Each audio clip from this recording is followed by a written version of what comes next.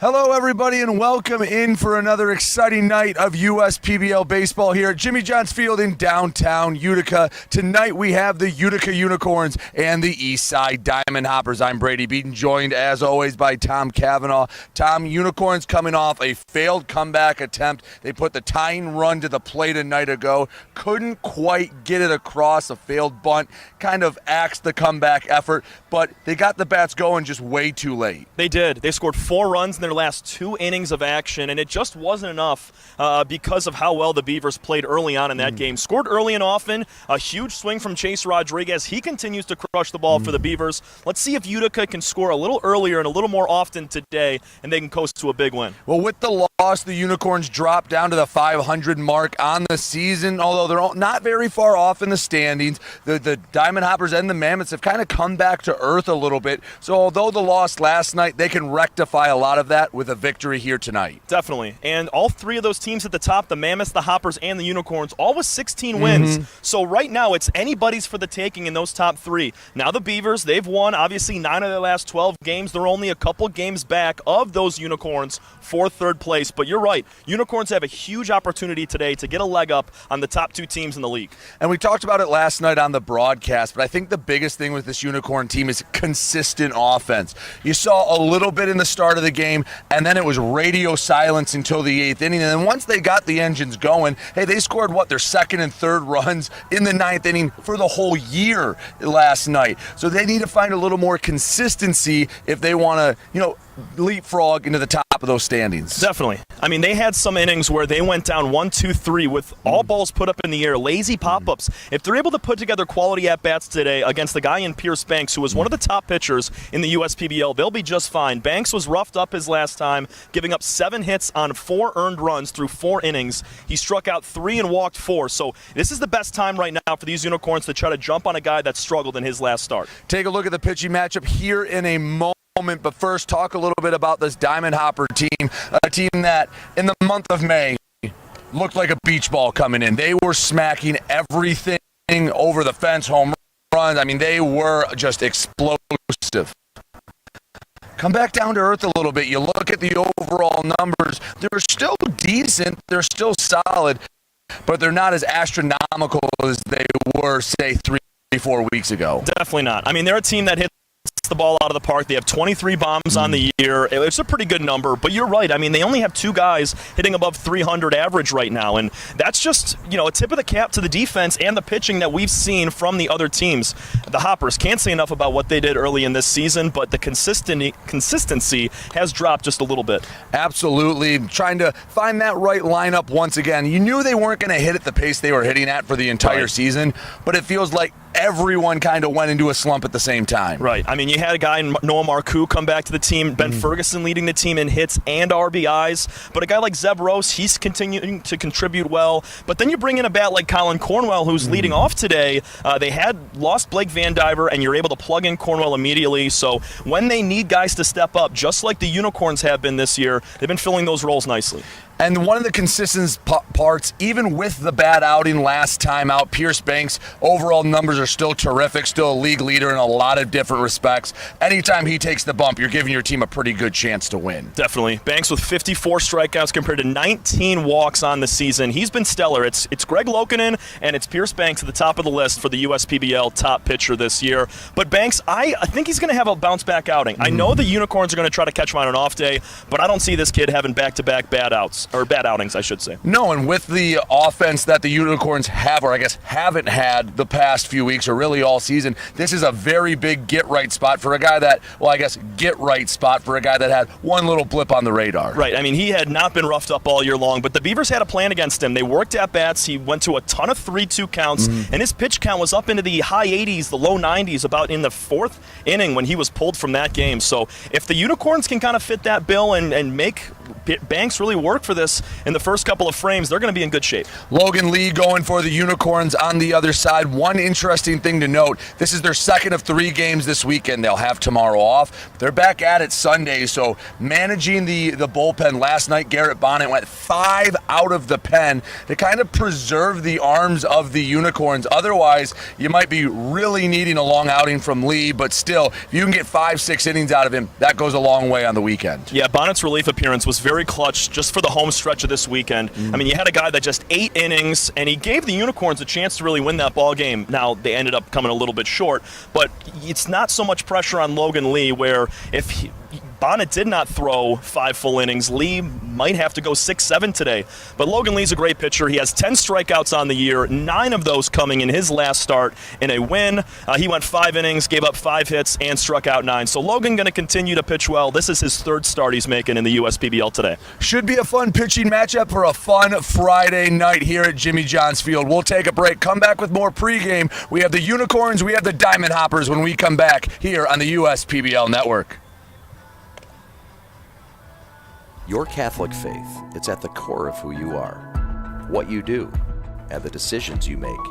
At Alliance Catholic Credit Union, we make your faith and finances work together. From new homes to new businesses, from school to retirement, we've got the financial well-being of our Catholic community covered. Visit us today and see how your faith and finances can work together. Federally insured by NCUA, Equal Housing Lender. First State Bank is a locally owned and operated business. We're part of your community. At fsbcares.com, you'll find ways that we're making a difference by featuring locally owned and operated businesses, providing access to helpful financial resources, and engaging with community. fsbcares.com is part of our commitment to the neighborhood, because strong neighbors mean stronger communities. Where good neighbors do great things. Member FDIC and Equal Housing Lender.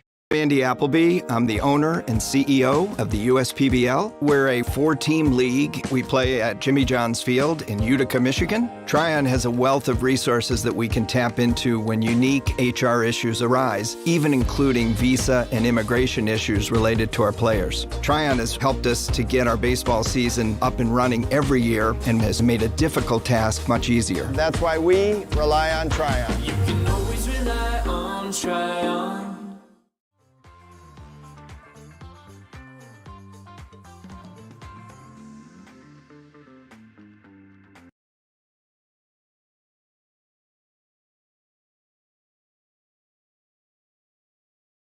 Field getting ready for a Friday night fireworks spectacular between the Utica Unicorns and the Eastside Diamond Hoppers. Before we get any further into it, let's take a moment to thank all those sponsors that make tonight's broadcast possible.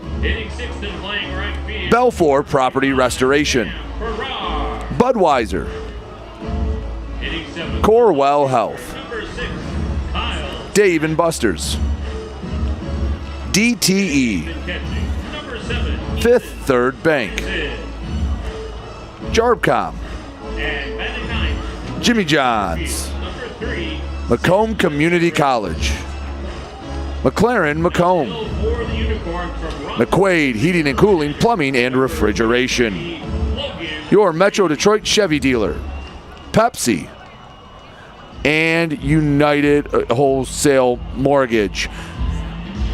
As we get ready for a Unicorn and Diamond Hopper matchup, Unicorns trying to bounce back after getting the guys going a little too late a night ago. Hopefully they can bring some of that momentum. I know a lot of people don't think it transfers day to day, but if they can play like they did in the 8th and 9th inning, have a decent shot in this one against a really strong arm like we mentioned a moment ago in Pierce Banks. They're going to have to put together better at-bats as they did in the 8th and 9th innings. Jared Weber, Austin Ochoa, Kyle Schmack, and Sam Baduras all chipping in with RBIs in those last 2 frames. But you're right, Brady, came up just a little bit too short. Andre Demetrol popped a bunt up with nobody out and a runner on first. Quick double play. Stefanovic, the catcher, made the grab, the snag throw to first, and that kind of puttered out the inning. If these Unicorns can get off to a hot start offensively and try to rough up one of the best pitchers in the USPBL in Pierce Banks, Unicorns looking for win number 17 and to get out of the 500 mark that they've kind of been looming around all year long. Let's take a deeper look at the two arms on the mound tonight. We mentioned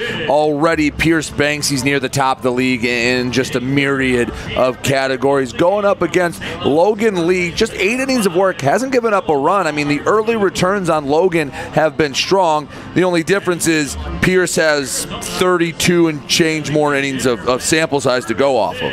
Yeah, and Lee coming in with 10 strikeouts, 9 of those coming from his last outing where he did give up 2 runs.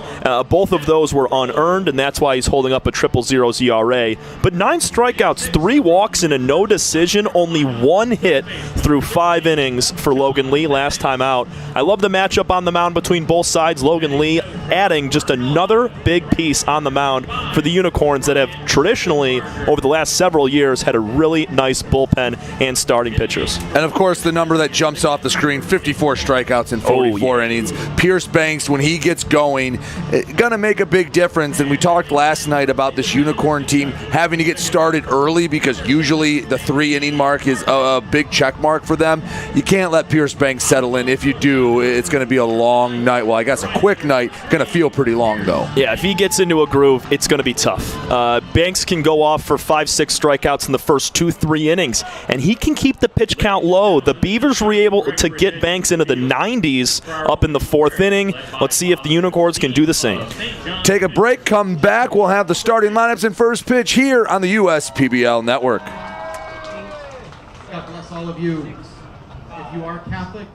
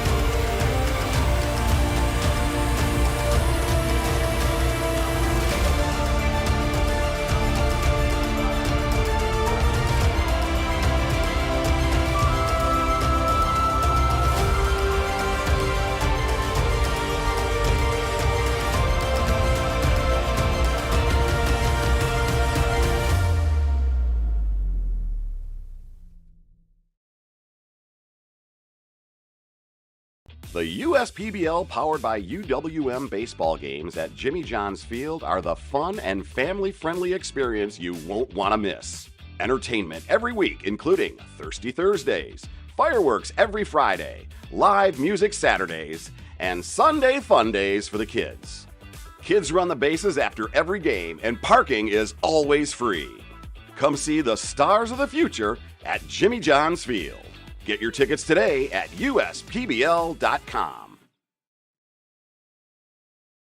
I'm Anthony Tomey, CEO of Tomey Group, and we're one of the largest Jimmy John franchisees in the country. With 50 Jimmy Johns and over 700 employees, it's a challenge to manage operations. What could possibly go wrong with owning 50 Jimmy Johns? People don't show up, equipment fail, run out of bread, no tomatoes, we need onions. Many different things can happen. Tryon allows us to really focus on the food and the operations of the restaurant. And that's why we rely on Tryon. You can always rely on Tryon.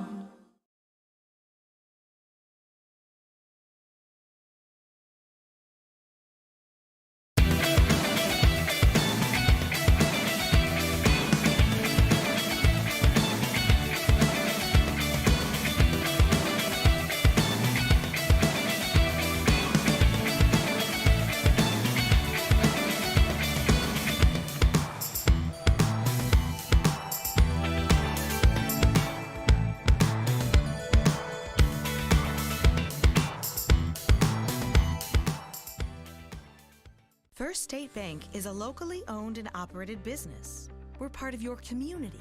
At fsbcares.com, you'll find ways that we're making a difference by featuring locally owned and operated businesses, providing access to helpful financial resources, and engaging with community. FSBcares.com is part of our commitment to the neighborhood because strong neighbors mean stronger communities. Where good neighbors do great things. Member FDIC and Equal Housing Lender.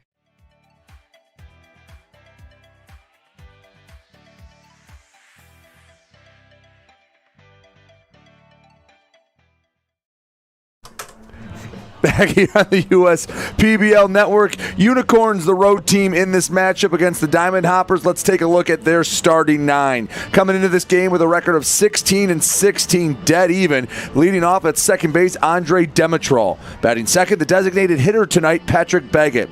Ryan Enos moves up in the lineup after a strong performance last night. He's over at short. Jared Weber, he's the 4 hitter. He's at first base. Austin Ochoa at the hot corner, batting 5th. Cam Farrar out in right, batting 6th. Kyle Schmack out in left, batting 7th. Ethan Kreisen, he's behind the dish, batting 8th. And Sam Baduras, he'll roam out in center field, batting 9th. Tom, you look at this lineup, who needs to have a big night if the Unicorns want to stay above the 500 mark?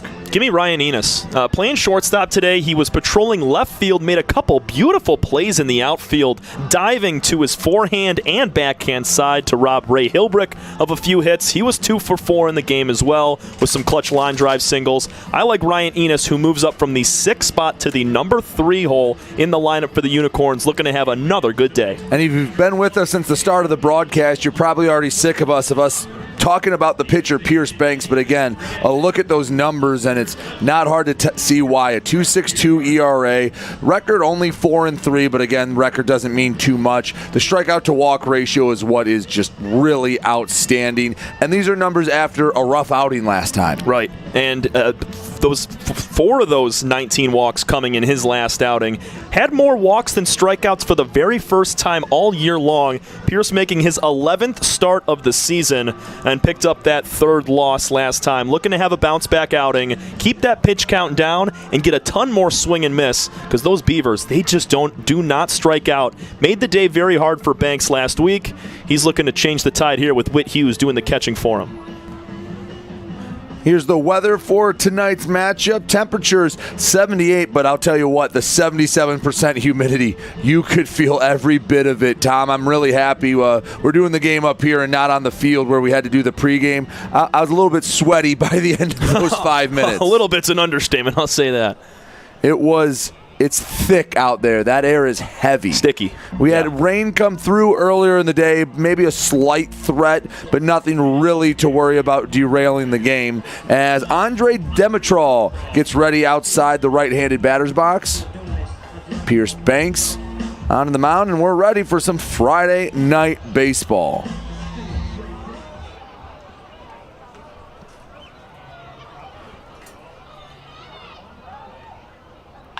First pitch lined into left field. That will split the gap. Demetrol around first. He's cruising into second. A leadoff double for the Unicorns. And Tom, we said they needed to get off to a hot start. Can't do much better than that. Not at all. Beautiful swing, left center field. Andre Demetrol righting his wrong from last night. He was the one that popped up the bunt to the catcher, Stefanovic, for 2 outs in the 9th, down by 1 run. And he quickly puts his team in an RBI situation with a laser beam in the gap. And that wasn't a bad pitch by Banks by any means. That's low and inside. Just a nice job by Demetrol getting the bat head around, barreling it up. He's got quick hands, and he loves the right side of the field, so different look for him there going into the power alley in left center. 4th double of the year for Demetrol right there. Banks started the first pitch of the game was a fastball. That last one took something off of it. He'll come at you with a 4-seam, a changeup, a curveball, and once in a while a slider. So he quickly works ahead of Baggett, 0-2 with a couple of off-speed pitches. Yeah, Banks 7 hits last time in 4 innings against the Beavers. They got a ton of barrel. Fastball hit hard on the ground, past the second baseman Martin, coming around to score. Demetrol, seats aren't even warm yet, and it's 1-0 Unicorns. Wasting no time at all. Gripping and ripping. Both Demetrol and Baggett, Florence, Darlington teammates cashing one another in right here in the top of the 1st inning. Unicorns doing a great job of, carrying over what they did late last night. Ryan Enos gets his first chance, 2 for 4 last night, looking to keep it going. That last pitch, a little more of a mistake. That caught a lot of the plate. That's not where you want that pitch 0-2. Middle to Patrick Baggett. He's likely going to make you pay when you give him that pitch. Enos bunts. It hits off his leg in the box. That was more a bunt for a hit. Here's another look. And that pitch belt high, splitting the plate. Pierce knew it right away. You saw it on his face. He was trying to go up with it and just missed his spot, and he got punished for it. Yeah, missing your spots against any team in this league is going to be a bad day or a bad pitch. It's going to lead to some damage. 92-mile-per-hour fastball misses below the knees, 1-1.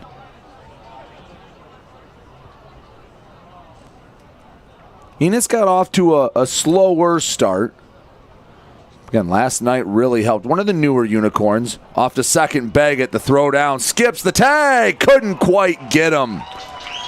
Nice slide from Patrick Baggett. He puts himself in scoring position. Team high 11 stolen bases for Patrick. Yet another runner on 2. Unicorns looking a lot different than how they started. That's the right pitch to go on. The changeup, 78 miles per hour. And Whit Hughes did a nice job. Had a chance. I thought that hop maybe skipped in perfectly. Baggett just a bit too quick. 2-1 ripped. Gloved by Maddox. Throw across the diamond, and that's a run-saving snag from Todd over at third base. 1 away here in the first. One of the best third basemen in the league, Todd Maddox, had a game earlier this year with 9 putouts, and he makes that one look fairly easy where he doesn't even need to dive or go to a knee, just ranges out those long arms to snag a base hit and a run away. Here's the three-dimensional services defense. This is how the Diamond Hoppers line up. Cornwell, Rose, Schellenbarger in the outfield, Maddox, Stevenson, Martin, and Marcoux in the infield. That's left to right, and Hughes behind the dish. But that last pitch to Enos, I know he gets the ground out, but that was another fastball that caught a lot of the plate. And that's the third straight hard hit ball to start the game. And another hard hit ball. Going to go the short way to third. Baggett tagged out, trying to get a bit too aggressive. He runs into an out at third, and there's 2 away. Nice play from Grant Stevenson. Realized Baggett was off on the swing, and because of how hard Jared Weber hit that baseball, Baggett was dead to rights. I mean, that was another pitch in the middle of the zone that Weber pulled, and Baggett right there. It's tough to go on. If it's to his right side as it was, then you can take off for third base, but because that ball was hit directly at the Hopper shortstop and on one bounce, Patrick was dead there at third. Swing and a miss to Austin Ochoa coming to the plate. That's a tough out to make. It is, yeah. Because you feel like you have all the momentum. Even if that's a ground out, you're hitting the ball hard, and now you took a runner out of scoring position. Flare into right field likely would have scored the run. Instead, it just moves up Weber a station to second. Ochoa with a base knock, and Cam Farrar comes to the plate with 2 outs. This outing looking very similar to what we saw against the Beavers. Yet another pitch that was directly in the middle of the plate. Third hit in the first 5 batters, 4 Unicorn hitters. This is what the Beavers did early on in their start against Banks last time. Runner on second, Jared Weber, Austin Ochoa over at first. 2 away. First pitch, wave and a miss. A fastball that again split the plate. Maybe a tinge towards the top of the zone, but still, he's not nibbling at any corners right now. No, he's putting it right down the middle. These guys have put great swings on so far today. 0-1. Low and away, changeup. Count goes to 1-1.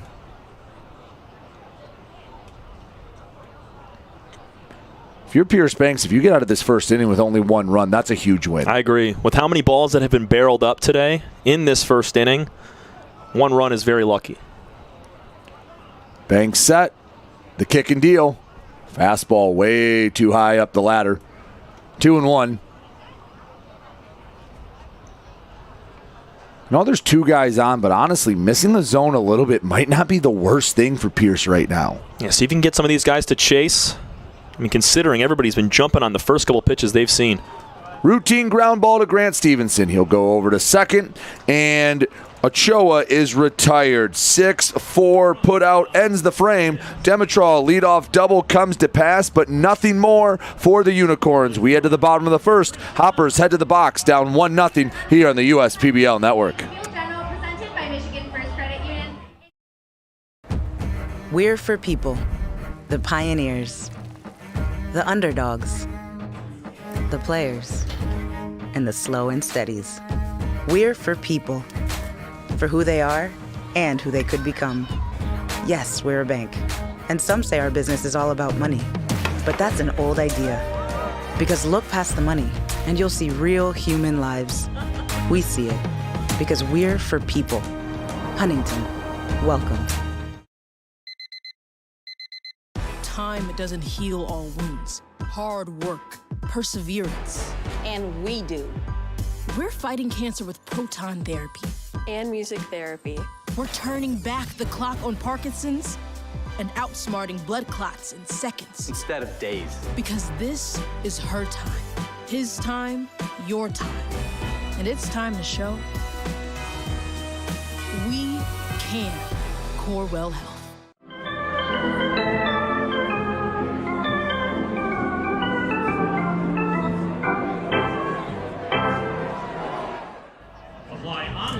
Bottom of the first. Unicorns already up 1-0 as the Eastside Diamond Hoppers come to the plate. Let's meet their starting 9 for tonight's contest. Leading off, the left fielder, Colin Cornwell. Batting second at short, Luke Stevenson. The big bat of Noah Marcoux in the 3-hole. He plays first. Ben Ferguson, the designated hitter, bats fourth. Zeb Rose is in center field, batting fifth. Todd Maddox, he's flashed the leather over at third. He bats sixth. Bryant Schellenbarger out and right, batting seventh. The catcher, Whit Hughes, bats eighth. And Bailey Martin will round out the lineup over at second base. The Hoppers will face the right arm of Logan Lee, the Northwood product. Former Timberwolf before that. Came to us from the west side of the state in Rockford, Michigan. Logan looking to have another good start out. 5 strong innings last time with just 1 hit allowed. If he can get ahead of these Hopper hitters early and kind of getting a little bit of a groove, should have a good day. Looking to go 5-6 innings once again for head coach Jim Essien and company. Colin Cornwell coming to the plate. Unicorns made a couple roster moves, also added a new pitcher into their bullpen as well, Tristan Harvin. New this year, but a familiar face right for the Purple. Then on the team last year. 1-0 to Cornwell. Called strike, 1 ball, 1 strike. Decent start for Colin so far. 6 for his first 19 with 4 walks and 5 strikeouts. 1-1. Fastball, called strike, 1 and 2. Lee has the fastball, the slider, the sinker, the curveball, and the changeup. So a 5-pitch mix for this righty. He's working heavy on the first base side of the rubber now as well. 1-2. Fouled straight back. Cornwell stays alive.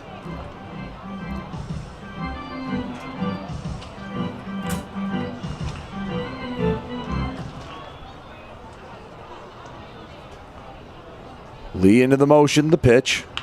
Ground ball right side. Demetrol ranges to his left. Easy flip to Weber over at first. 1 up, 1 down. And with that ground out, let's take a look at how the Unicorns align defensively, presented by 3-dimensional services. In the outfield, left to right, it's Schmack, Baduris, and Farrar. Austin Ochoa's at third. Enos at short, a different spot from a night ago. Demetrol at second. Jared Weber over at first. And Ethan Kreisen, he's behind the dish once again for the Unicorns.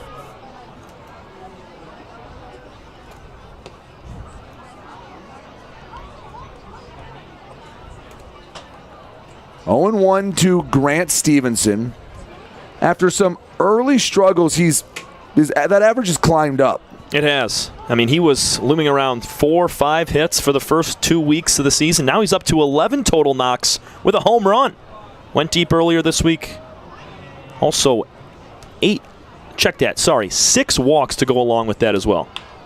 Ground ball past the glove of Lee. Demetrol this time ranging to his right. Gets Stevenson by a step. 2 up, 2 down. Both going in the book as a 4-3 ground out. Nobody on. 2 away. Noah Marcoux steps to the plate. Demetrol just so smooth with that forehand play on the short hop. I mean, he was a huge asset to both Florence Darlington and NIU, where he finished up his college baseball days. Huge piece for this infield as well, partnering with Patrick Baggett. But today, a new shortstop with them, trying to turn it up the middle, and Ryan Enos. Noah Marcoux. I don't think it's a stretch to say he's probably the front runner for MVP. I think so. I mean, he leads the team in home runs, hits. Sorry, not hits. He's 2 behind Ferguson, but does lead in RBIs with 23. That's with some time off as well. 7 bombs, like you mentioned, the 23 long balls. All that while walking 26 times. He's walked as many times as he's gotten on base with a base knock. It's incredible. I mean, at any level to have more walks than hits, that's a huge feather in the cap. And usually it's because a guy's struggling and not hitting the ball. Mm-hmm. So when you're actually hitting it and you're maybe getting one good pitch and at bat. Fox Liam from the Mammoths is a lot like Marcoux in that aspect as well. 3-1, and Tom, I'm going to be honest, I might just walk him here. If you give him anything decent that's middle, he's going to put it a long way. So you're either going to have to throw a pitcher's pitch right here or leave it out of the zone. You're right. 3-1. And that one's lifted. Deep right field. Caught at the track. Farrar had it in his sights, looked it in. Marcoux gave it a ride, just didn't put enough postage on it. We've played an inning, 1-0. Unicorns on top. Come back with the top of the second here on the USPBL Network.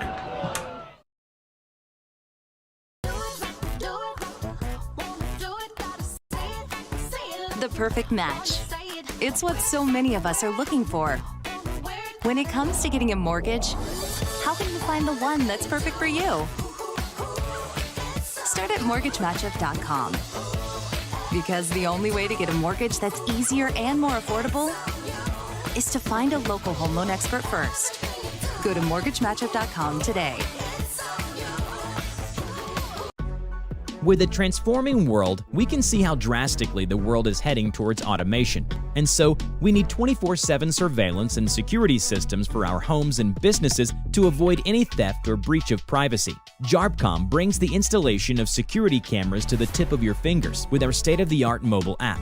JARBCOM also provides surveillance monitoring of your entire property with flexible options that offer a dependable solution to be scaled to fit any domestic or commercial need. Contact JARBCOM today for a free estimate at 800-369-0374 or look us up on the web at jarbcom.com.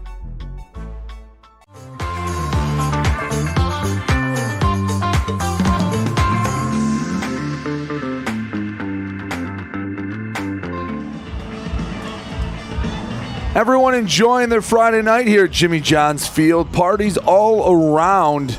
There's some out there in the Chevy Pavilion as the Unicorns lead the Diamond Hoppers 1-0. Head to the top of the second inning. Pierce Banks hoping to calm it down a little bit after a rough first inning where he gave up a leadoff double. He'll face Schmack, Kreisen, and Baduras, the 7, 8, 9 hitters. He's just got to locate a little bit better. Left way too many pitches over the plate in that first inning. Demetrol, Baggett, and Ochoa all made him pay. But even on the outs, Brady, they were loud swings. So I think Banks just needs to find the corner, start to locate his pitches a little bit better, because this is a strong Unicorn lineup today. And if he isn't careful and leaves more pitches over the plate, they're going to continue to score runs throughout the first few innings. Banks working from the stretch at all times. First pitch. Curveball drops in for a strike, 0-1. Schmack had a huge RBI double to kickstart the 9th inning, and they tried to make a comeback against the Beavs last night. Lifts one high, fairly deep to left field. Cornwell going back, settles under it with his heels on the track. And another pitch that was middle. Schmack just missed it for out number 1. He just missed it, just like Marcoux did. But this one, instead of Marcoux's, which was on a line, this one was just sky high. Hit it a little bit, got a little bit too underneath it and hit it too high into the stratosphere. Nice play from Cornwell. He's been patrolling center and left field very well since coming onto the team. If you're into the advanced numbers, the exit angle for that was 43 degrees, and you basically have to strap a rocket to it if you want a 43-degree exit angle to carry a wall. And he's got to hit it over 87 miles per hour off the bat. Because with those two numbers put together, 87 miles an hour with a 43-degree launch angle, that's just not going to get it done. Yeah, you're going to need a gale force wind behind it to push it out. Yeah, no wind really rocking today at all. 0-1 to Kreisen. Takes it the other way for a base knock. Schellenbarger comes over to the line, and Ethan has a one-out single. Oh, it gets by Schellenbarger. He'll move up to second. So I imagine that will go in the book as a single and an error. But Kreisen, 6 in one, half dozen in another. He's in scoring position with one away. Just snuck under Bryant's glove. It was not rolling too fast at Schellenbarger out there and right. He just didn't get his glove down in time. A very uncommon mistake from the Hopper right fielder. But the Unicorns, once again, big chance to score another run and make it a crooked number. Sam Baduras comes to the plate.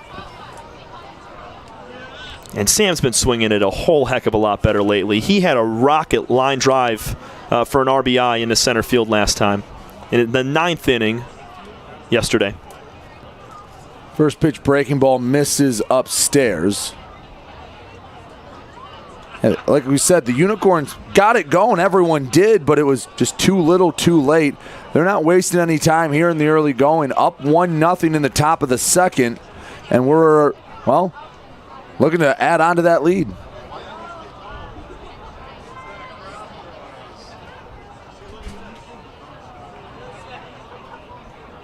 One.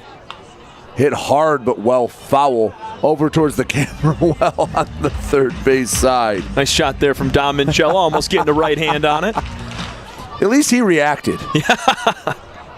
It was what, RJ last night that just didn't react? Stone cold. No sold it. This one. Quick okay, it hit off the top of the fence. A little less cool. The 1-2 fouled back out of play. 1 ball, 2 strikes, runner on second, 1-0 game. I like that pitch right there from Banks at 90 miles an hour, top of the zone. That's where he wanted the couple last inning that he missed the spot on. If he can leave that pitch right there, or Baduras, you throw him a breaking ball down and away, maybe getting a fish. I think those are your two best options. Whit Hughes behind the plate's got to be stellar today if Banks wants to throw a few in the dirt to try to get these guys hooking. 1-2. Ball lifted center field. Rose slipped, and it's actually Martin that will come out and make the play. That ball hung up there forever, and the outfield is a little soft, so give Zeb a little bit of a break there.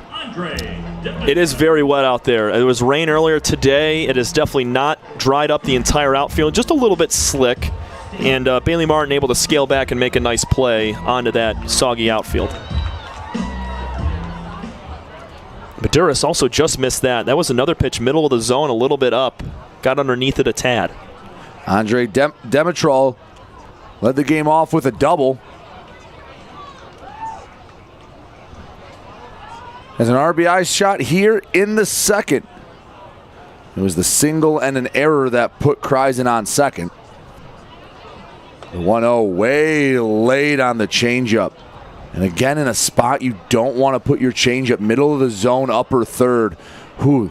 Almost too good of a pitch. Yeah, Demetrol mistimed it, and that's the only reason he did not line that one back up the box. Better pitch in a better location with the curveball, 1-2. Banks, a guy that's just thrown a ton of innings this year. I mean, he's felt very comfortable all year long against all 3 of the other teams that he has faced. It was only really last week against the Beavers that he had a hiccup.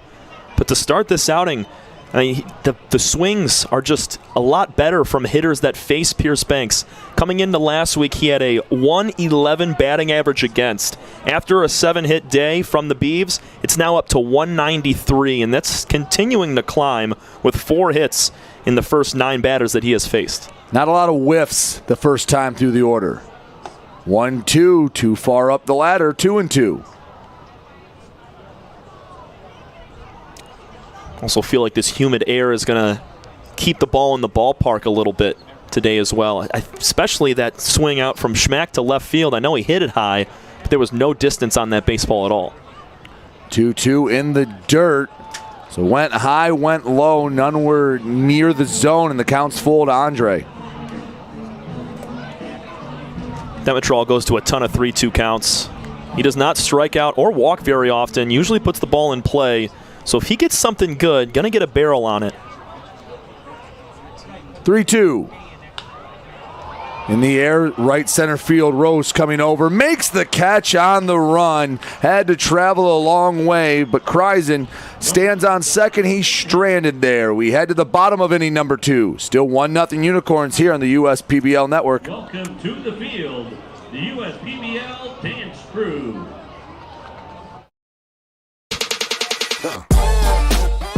Check your checking. If your account doesn't get you pumped, amped, or geeked, make the switch to Genius Checking from Genesis Credit Union. It's just genius.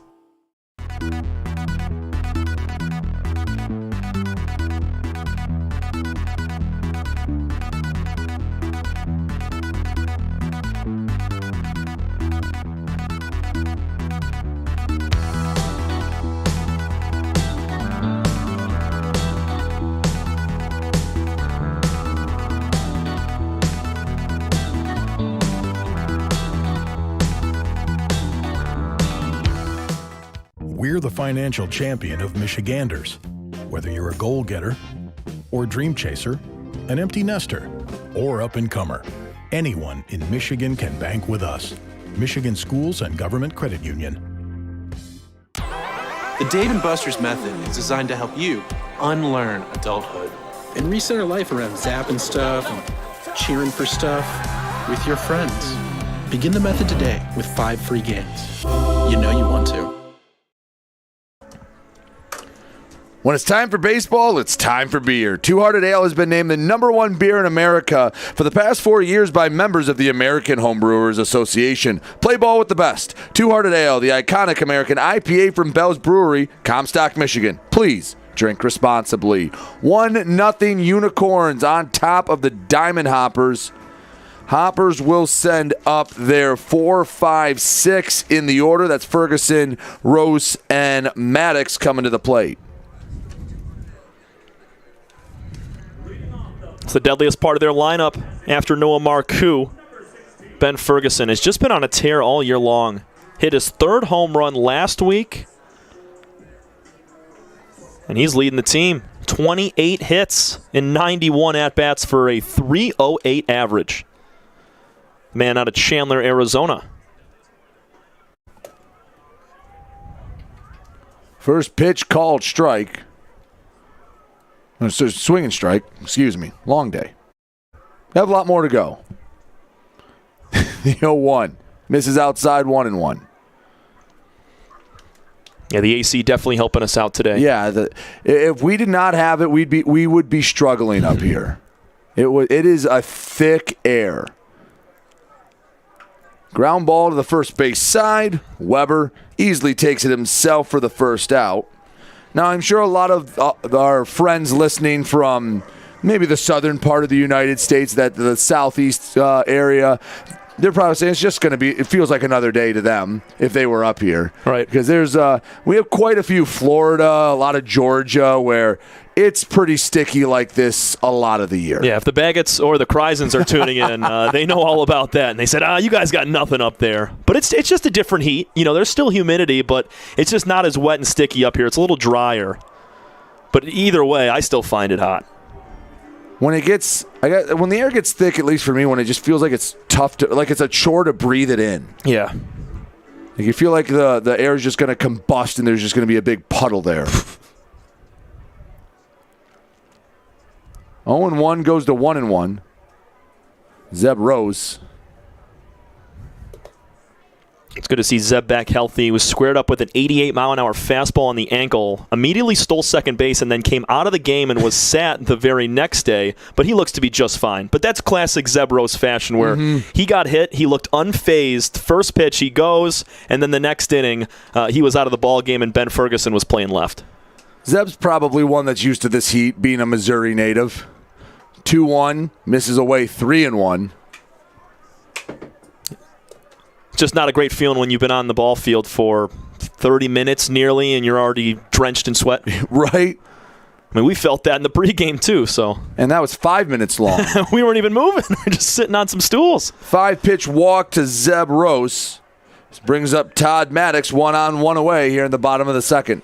That's what they need right there. Got a high base stealing threat in Zeb Rose that can maybe get you in an RBI opportunity. Todd Maddox with a great play back in the first inning. He's looking to keep his hot hitting streak going. Couple doubles last week as well for Todd. Big lead over at first for Zeb. He is 10, 15 feet off the bag. Throw over. Head first slide gets him back in, but I'd be hard-pressed to imagine he's not going to steal. Right. And down by a run. I know it's still early in the contest. It's not like it's the 7th, 8th inning and they absolutely need the run right now, but it's always good for these Hoppers to score early and often. First pitch grounded to third. Beats up. Ochoa goes down the third base line. Rose will stay at second, so it'll be runners on first and second with one away for Bryant Schellenbarger. Just took one extra hop at that last moment on the dirt, and Ochoa, who was already kind of leaning backwards, not attacking the baseball, as you said, Brady, it just ate him right up. Good opportunity here for the Hops with just one gone and one of their better hitters coming up to the dish.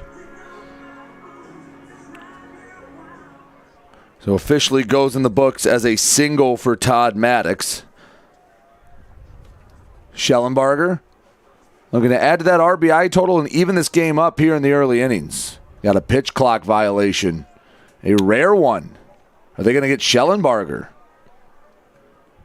I haven't put it up on the board yet. It is against Schellenbarger. He did not engage with the pitcher in time.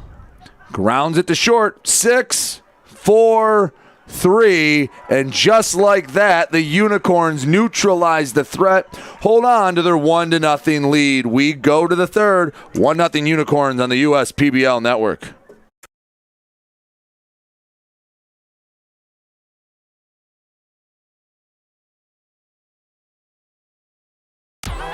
The Dave & Buster's method is designed to help you unlearn adulthood and reset our life around zapping stuff and cheering for stuff with your friends.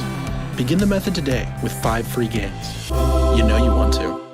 Fifth Third Extra Time helps you do you better. So kick back and relax. You have extra time to avoid overdraft fees. Fifth Third Extra Time. This is making a Fifth Third better.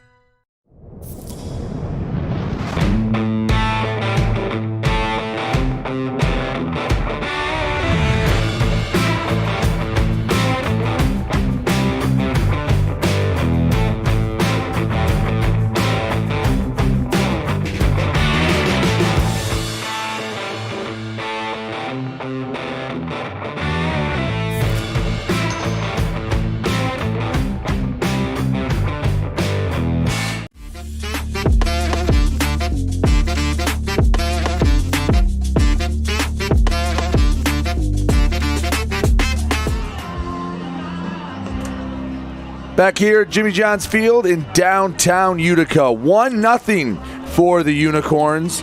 They send up Patrick Baggett, Ryan Enos, and Jared Weber to the plate. They try to keep rattling the cage at Pierce Banks. They've done a good job of it so far. 4 hits in the first 2 innings of work for these Unicorn hitters. Scrolling through the second time through the lineup, looking to have just as good as at-bats as they did. Baggett with an RBI single his last time. He's gotten his hit total up to 20 on the year. Sorry, up to 23. Patrick's settling in really nicely as the key leader of this Unicorn team. He's going to get a start here. Baggett, he did a little bit of everything that last time up. Drove in a run, stole a base, and then maybe a base running miscue getting thrown out, trying to move from second to third on a ground ball to short. That game could be 2-0 right now after Ochoa singled. But Baggett was out there, and Weber, standing at first, had no chance to score on that flare.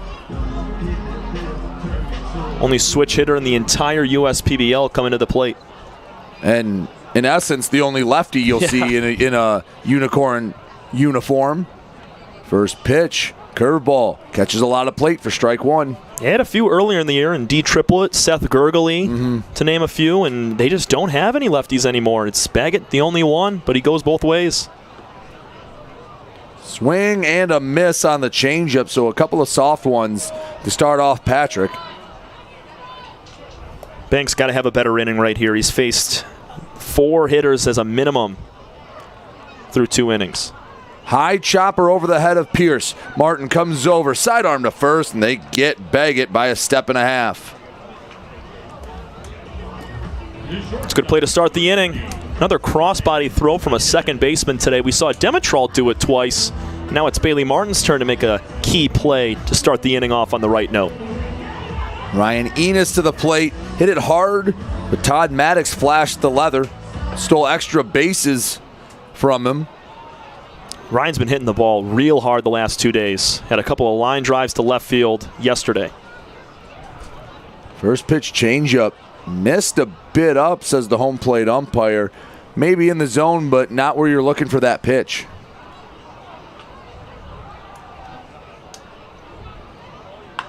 That one lifted high, deep, left field. Cornwell back to the wall. Caught it! I don't believe it. I didn't think he had a chance. And Colin Cornwell, highway robbery, steals a long ball from Ryan Enos. Oh my goodness. That ball was a wall scraper, and Cornwell took it right back.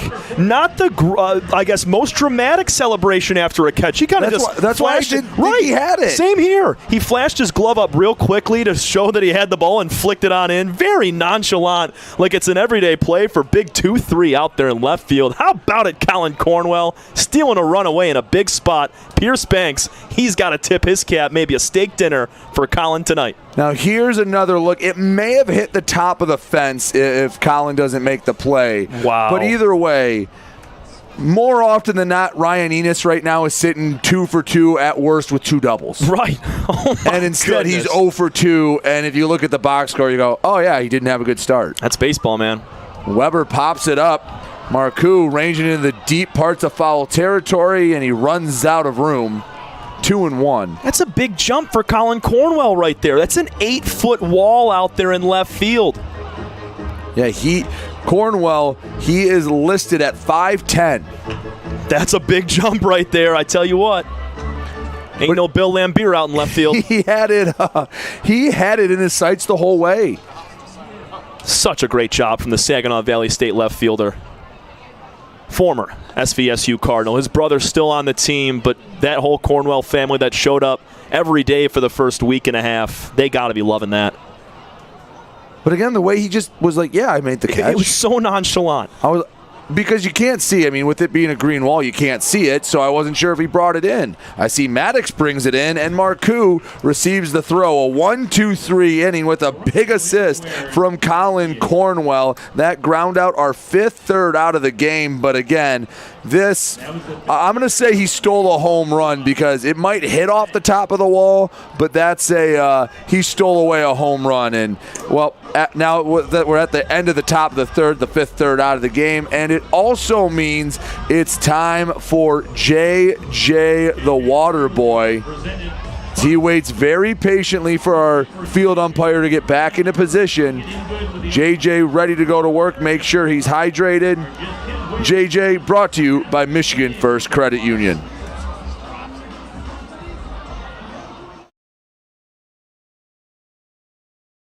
Andy Appleby. I'm the owner and CEO of the USPBL. We're a 4-team league. We play at Jimmy John's Field in Utica, Michigan. Tryon has a wealth of resources that we can tap into when unique HR issues arise, even including visa and immigration issues related to our players. Tryon has helped us to get our baseball season up and running every year and has made a difficult task much easier. That's why we rely on Tryon. You can always rely on Tryon.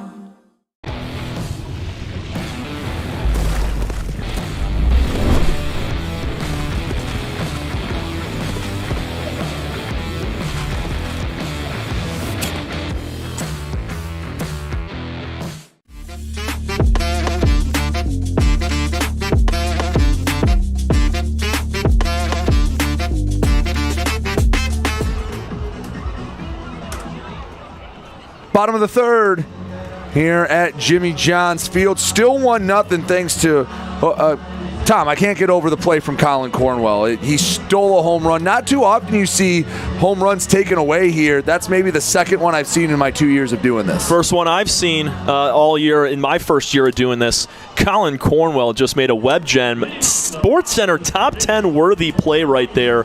Ryan Enos just hit another ball on the nose. We talked about him pregame being a difference maker today.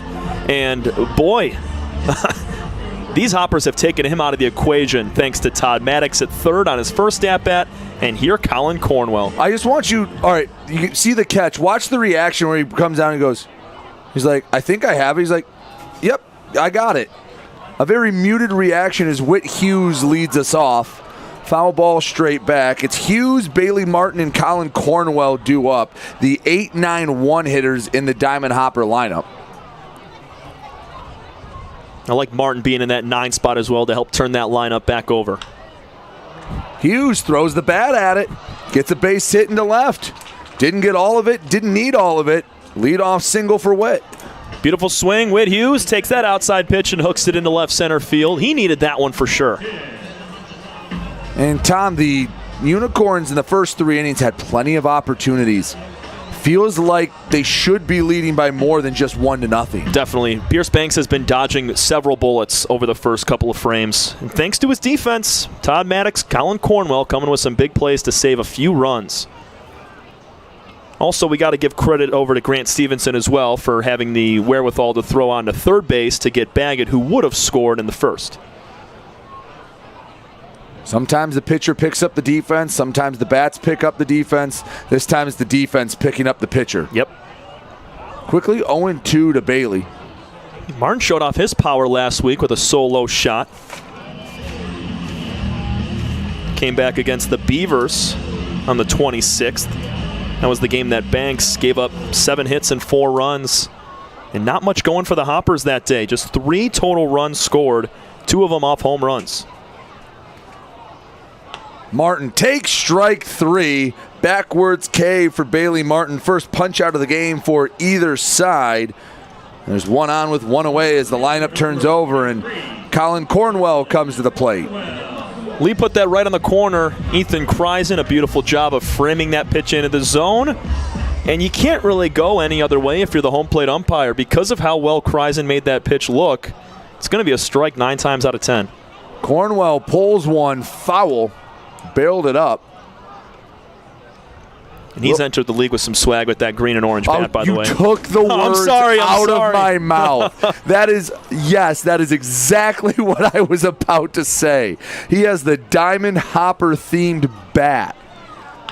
He hits a ground ball to second, and it eats up Demetrol. Everything's coming up Cornwell right now, and there's runners on the corners with 1 away. That's a play you never see Demetrol boot right there. It took that extra hop and just snuck underneath his glove. 1 more hop right there. It stayed low. Demetrol, he was also moving his feet as that ball was coming in.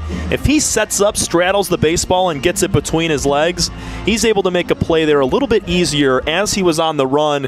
It's tough to make that play and throw on to Enos, who was covering up second for the double play. Tying run on third here in the bottom of the third. 1-0 Unicorns.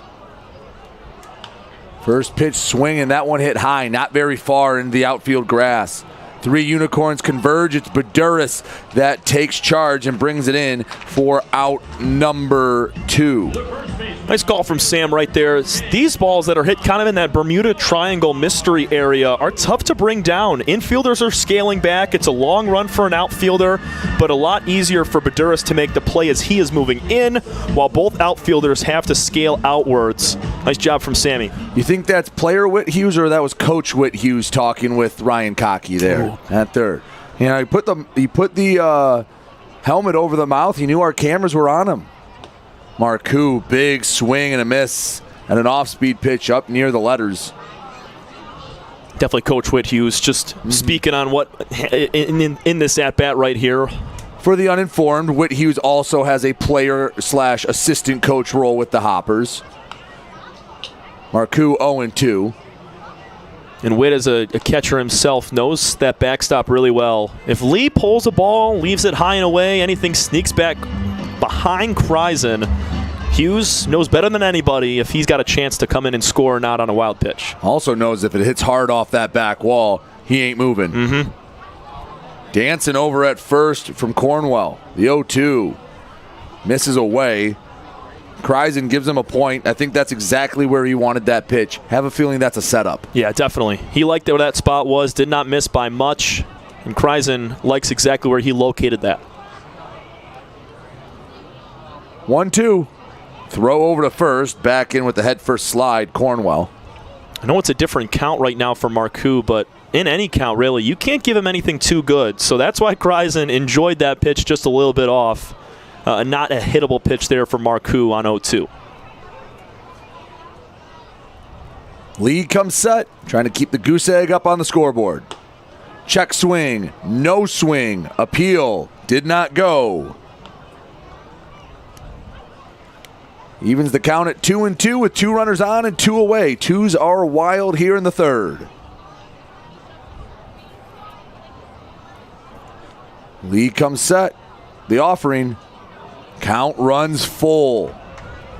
Stone cold take from Marcoux. Those last 2 pitches both missed, but it wasn't by much. Not at all. Kreisen really tried to hold that pitch on the corner on the inside part to make that look like strike 3. Just did not get the call. Payoff pitch. Swing and a miss.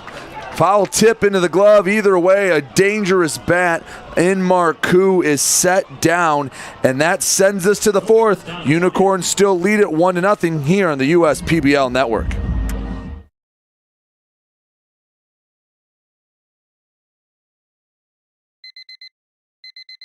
Time doesn't heal all wounds. Hard work, perseverance. And we do. We're fighting cancer with proton therapy. And music therapy. We're turning back the clock on Parkinson's and outsmarting blood clots in seconds. Instead of days. Because this is her time. His time, your time. And it's time to show we can. Corewell Health.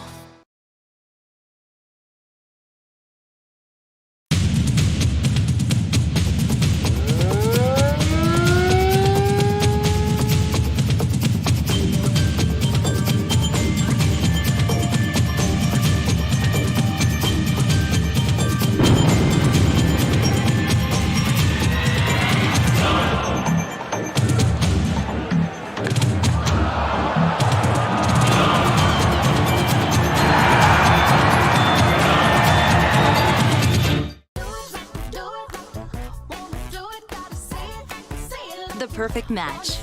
It's what so many of us are looking for. When it comes to getting a mortgage, how can you find the one that's perfect for you? Start at mortgagematchup.com. Because the only way to get a mortgage that's easier and more affordable is to find a local home loan expert first. Go to mortgagematchup.com today.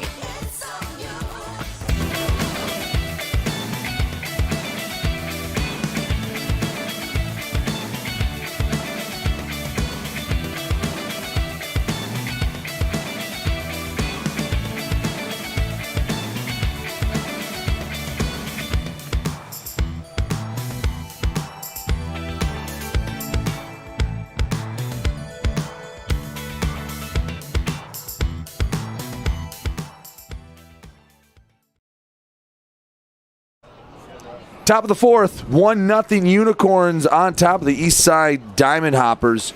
Unicorns sending to the plate Austin Ochoa, Cam Farrar, and Kyle Schmack. It's 1-1 on Ochoa, but it is also UDM night, or Catholic night, brought to you by UDM tonight here at Jimmy John's Ballpark. And with that, we're going to have a few UDM guests, and we're going to start with SID PJ Gradowski. PJ, thanks for joining us. No, thank you for having me. It's a little bit of a different feel on this side of the booth instead of the other side of the booth. Well, that's where I was going to start with is you're not a stranger to Jimmy John's Field. No, I mean, for the last 4 years, basically, I was helping produce the games and produce, you guys' broadcast the last few years. So, definitely not a stranger over here. And it's, I will say this, it's nice to actually come to a game and really not work an event and actually just watch it. Right. Because I really don't get to really watch that many events in my life. Being an SID is quite the experience. Ochoa keeps the count at 1-2 with that foul ball because you have to know everything about every sport, don't you? Yeah, you do. It's kind of like working in a pawn shop. You gotta know, you gotta know a lot about a lot of different things. So I mean, there's sports that we have fencing at Detroit Mercy. I'm not going to lie and say I've been at Detroit Mercy 15 years.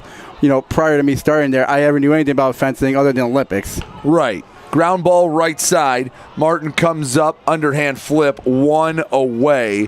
One up, one down as Cam Farrar comes to the plate. The pawn shop, I would have never thought of that comparison, but it is pretty darn apt. That is a great way to put the SID's role. Yeah, I mean, you got to know about everything. I mean, it just, years and years and years ago, that role was really about a statistician. You were taking stats, but I mean, you're writing releases. Now it's social media, producing broadcasts. Like I produce all of our broadcasts on a rival network, for a lot of our sports. And, it wasn't something I went to school for. I actually went to school for radio because I was always told I had a face for radio. So you and me both. That's what I was told. So I guess let's take a quick step back for those that might not know what an SID is.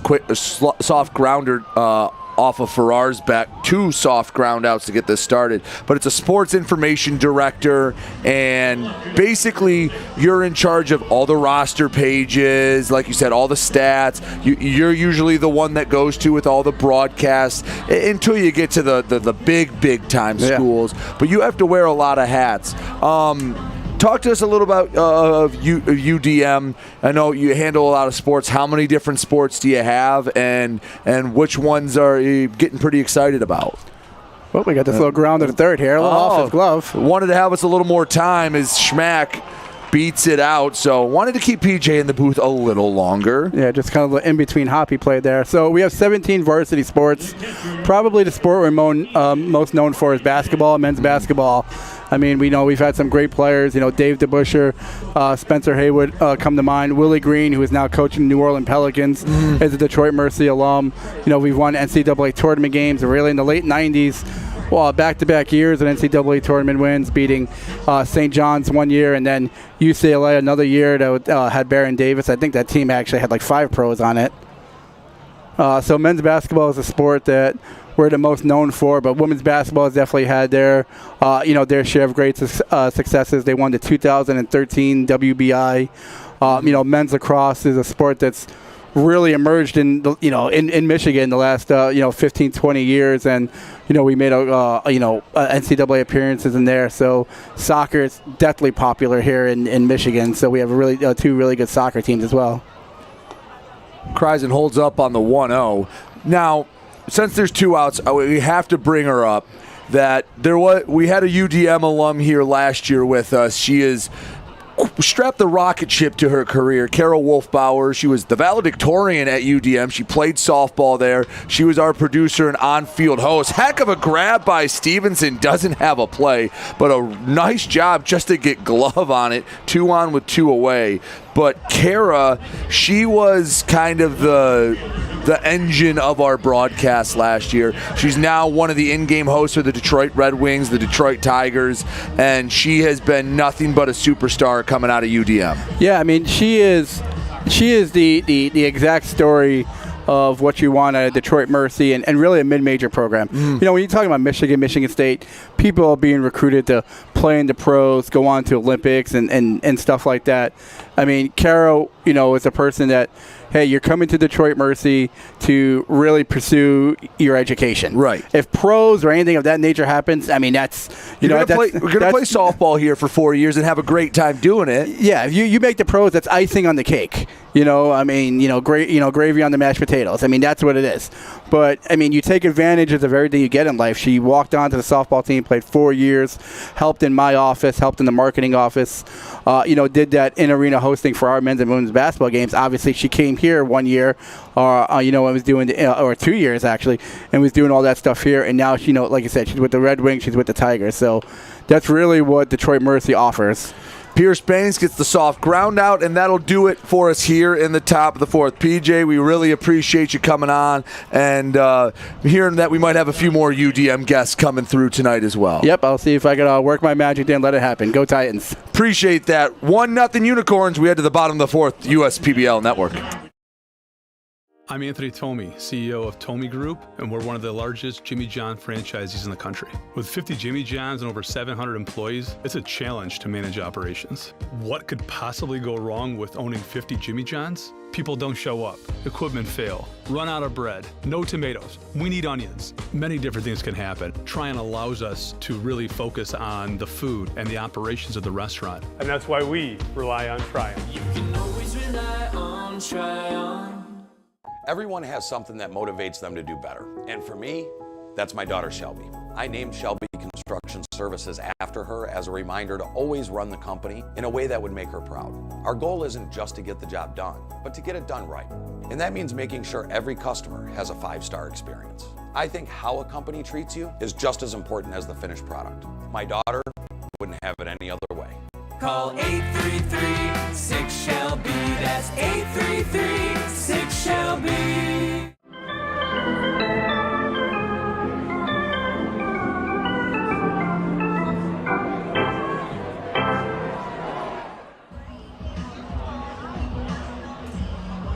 Working through the crowd here at Jimmy John's Field, enjoying what is actually set up to be a pitcher's duel. We're in the bottom of the fourth, 1-0. Now 9 hits has only yielded 1 run.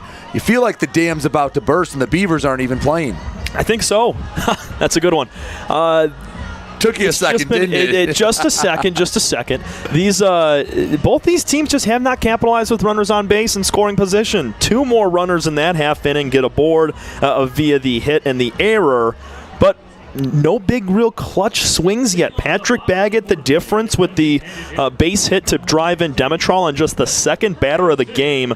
But the Unicorns, they've put runners in scoring position every inning besides the third. They've just got 1 run to show for it. And these Hoppers, they put runners on the corners last inning, 2 more runners on in the second, and have come up completely empty.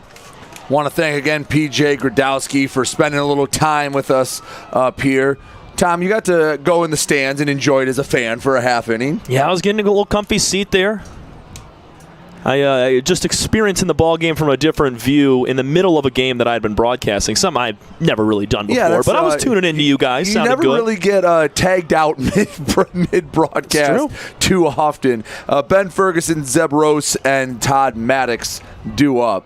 Unless you say someone that upsets the masses, maybe. But other than that, we're not gonna go down that road. Nope. Because I'd like to be in here all night. Yeah, me too. We got 1 more month left.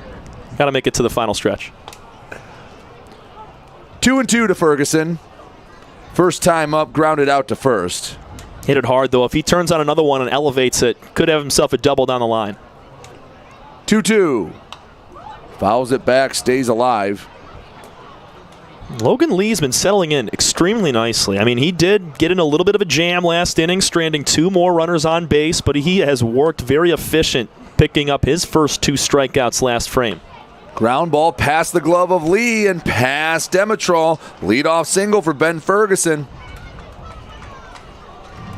It's the way these Hoppers started it last inning. Whit Hughes had a leadoff single. His run did not come to pass, but with that meat and potatoes of your lineup coming up right here, got as good a chance as any. Zeb Rose to the plate. Worked a walk his first time up. The only man to walk from either side. And I think that's part of the reason why Banks has been able to scatter those 5 hits. You don't give up any free passes. You have a little more leeway with runners on base, or I guess without runners on base. Yeah, Banks walked 4 batters in the first 2 innings of work his last time out, and that's what led to a couple of the early runs. So he has completely eliminated that side of the coin. I always say you can't defend the walk. Rose, 2 healthy hacks, comes up empty both times. 0-2. And Lee looming around the upper 80s right now. Barely touching 90 miles an hour. Rose just a little bit late on that one. Got to start those hands a little bit quicker. The 0-2. Wave and a miss. What a sequence from Logan Lee. Sets down Zeb Rose very quickly. Yeah, changing eye levels right there, going up top with the fastball and then drops the off speed down in the dirt. Rose already made up his mind before that pitch came on in.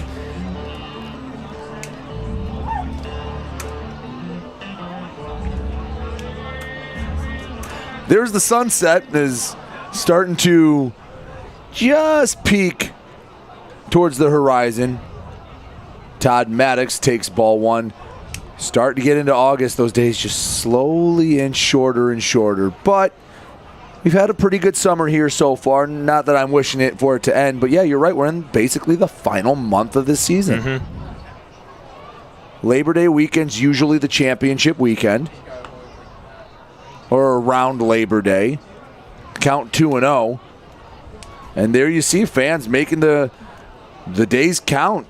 Probably weren't a lot of seats for you to go sit in when we had to kick you out for the half. That's true. I had a few to my right and left. Picked a pretty decent spot, but you're right. It's a jam-packed house down there.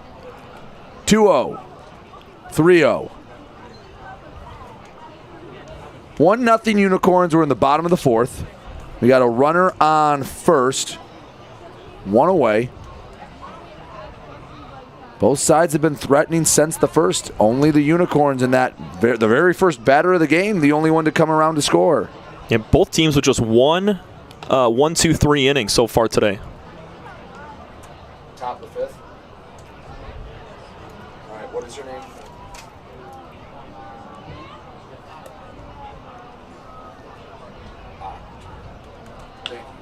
Maddox hits one high and deep to left field. That one is in the gap, hits off the top of the wall. Ferguson to third, and he's held up at the last minute.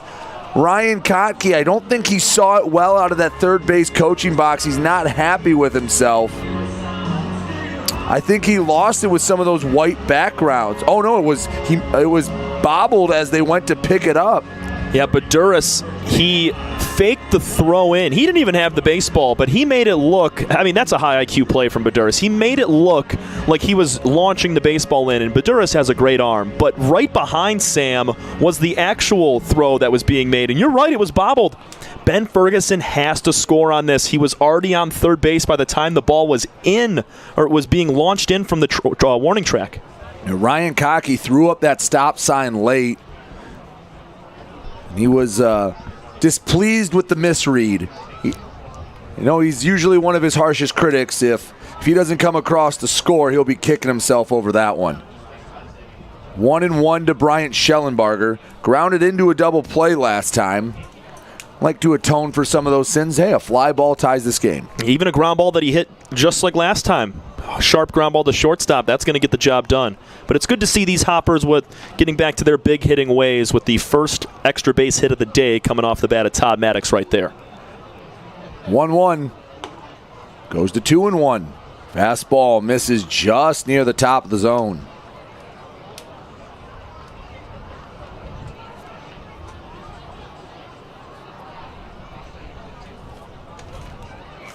Lee comes set, the 2-1. Ground ball foul.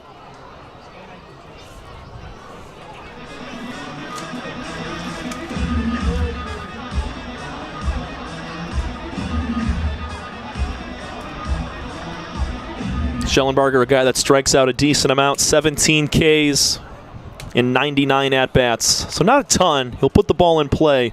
Let's see what Lee can do. Count runs full. Lee would love a punch out right here. Try to keep that 0 on the scoreboard.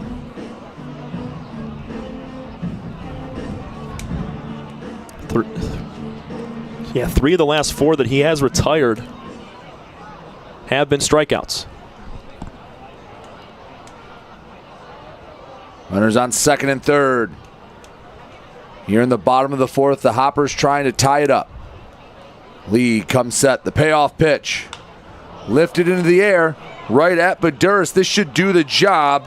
Tagging from third, Ferguson, the throw, 4 hops in, and it's a sac fly RBI for Bryant Schellenbarger, and we're all knotted up at 1 here in the fourth. Great job from Schellenbarger. 2 strikes on him, and he sends it into center field just deep enough to score Ferguson. It's a big swing in a very close game. It was also Schellenberger's 14th RBI of the year, and make it sack fly number 3. He leads the team with those 3. Sometimes you just got to do the job. He does a good job of that. Whenever there's runners in scoring position, less than 2 outs, Schellenberger finds a way to drive him in, whether it's a bouncing ball up the middle or a deep enough fly ball to get the sac fly. Whit Hughes led off the second with a single. Would love a repeat performance. Get own.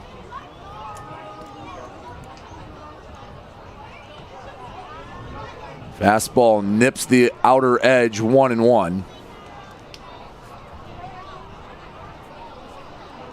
Got Maddox off a second. Lee getting into a bit of a rhythm. 1-1. Just dots that low outside corner, 1-2. Perfect pitch from Logan. I mean, he has not wavered at all from his command since the first inning. It's actually gotten a lot better. I know he gave up a single and a double this inning, the most that he's been hit up all day long, but he's been really good, dotting up his spots. Low outside corner, high fastball with 2 strikes, trying to get that big swing and miss. Check swing, Whit was able to hold up. 2 balls, 2 strikes. That's a pitch that's worked for Logan today so far. I don't know if it caught it, but Ethan Kryson was trying to ask for an appeal, and I think the home plate umpire just went, dude, it wasn't even close. He's like, no. I'm going to shut that down right now. Whit wasn't close. Can't blame him for asking, but yeah, he pointed, and I think the umpire, no. He said it yesterday. Worst you can say is no. Yeah. Count goes to 3-2, and sometimes maybe you can steal one. 3-2 to Whit Hughes. Bailey Martin would be next. Payoff pitch. On the way. Just missed that high outside corner. I think Logan Lee wanted it bad. Let's take another look at this pitch. Just his second walk of the day. Logan's been finding the zone all day long. And that's a little bit high. Kryson had to do a little bit too much to yank that pitch back down into the zone. That's definitely ball 4.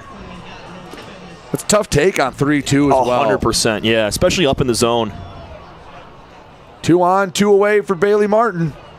First pitch, ground ball, gloved by Ochoa. To his feet, the throw to first, got him!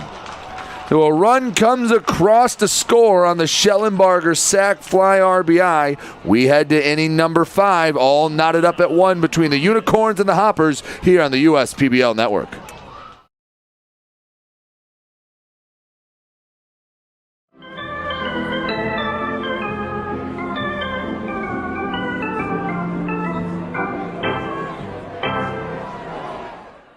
First State Bank is a local.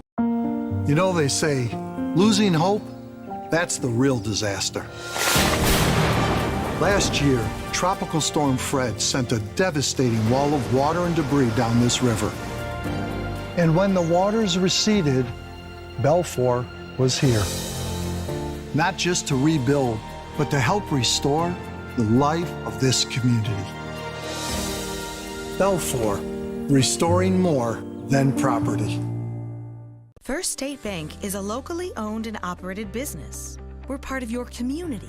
At fsbcares.com, you'll find ways that we're making a difference by featuring locally owned and operated businesses, providing access to helpful financial resources, and engaging with community. fsbcares.com is part of our commitment to the neighborhood, because strong neighbors mean stronger communities. Where good neighbors do great things. Member FDIC and Equal Housing Lender. The Dave & Buster's method is designed to help you unlearn adulthood and discover the funner you hidden within you. The you that doesn't think about adult things and stuff. Ashley, I don't want to hear anything about your car registration when we're at Dave & Buster's. Okay. The you want to be. Let the Dave & Buster's method illuminate you. Begin the method today with 5 free games. You know you want to. Everyone enjoying their time here at Jimmy John's Field. 1-1 game, giving them a fun game to come and watch here on a Friday night. We had PJ up here earlier, and now we bring on women's basketball coach Kate Octor to join us. Coach, I really appreciate you taking some time out from the game to come up and join us here on the broadcast. Yeah, baseball is like our family's love, so this is a great experience for all of us today. So in the winter, obviously, pretty busy being a basketball coach. Before the inning gets started, I have to commend you. The turnaround you guys have had in your first 2 years has been something incredible. Just for the fans at home that maybe aren't aware, let them know it's something to brag about. We had the 5th best turnaround in the entire country last year, and I think we won more games last season than we did in the last 7. So 17 wins, as opposed to 0 or 1 for the last few. So pretty happy with that. So what was it about UDM that drew you in? What was it about Detroit Mercy that made you go, I can make something of this? It sounds cliche, but it really felt like home. And by that, I mean blue collar, working people, gritty.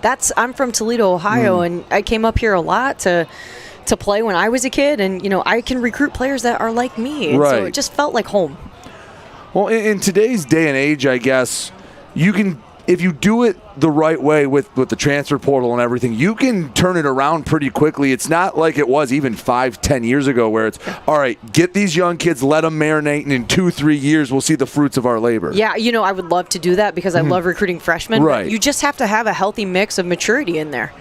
So you had a pretty good first pitch out there. Yeah. So were you a ball player growing up as well? Yeah, I was. My dad was a baseball player. My cousin pitched in professional baseball. My brother played college baseball as well. So I would have played college softball, but basketball was a full ride. And there you go. That's what we stuck to. But hey, a great spot to come out and spend a Friday night here at Jimmy John's Field. Seems like everyone in the UDM family and your family's enjoying it out here tonight. Beautiful night. Really happy the rain held off. Yes. It came nice and early. Andre Dimitrol works the walk. It'll bring up Patrick Baggett for the 3rd time today. But so talk about UDM. What does UDM have to offer that maybe makes it a special place that if you're in a recruit's living room, what are you telling them why to come to the Motor City?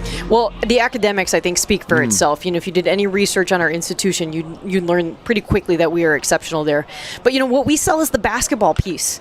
We are excellent staff. We're all about development. And certainly we're also selling the upswing in the city of Detroit. Right. The NFL comes to your city. You've got to be doing something right. So plenty of good new things to do downtown. But, our institution is just really growing. Biggest freshman class in the last, I think, 10 years is what I had heard. So really, really excited about that.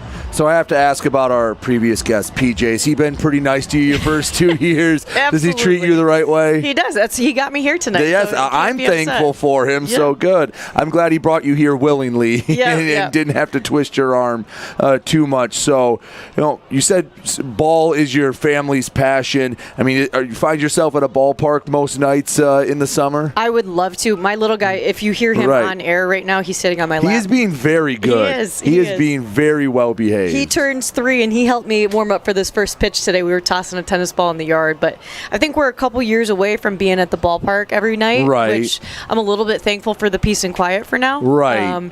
But this is how I grew up. Right, just coming to the ballpark. And you talked about the city of Detroit. And yes, you have all the professional sports. That's great.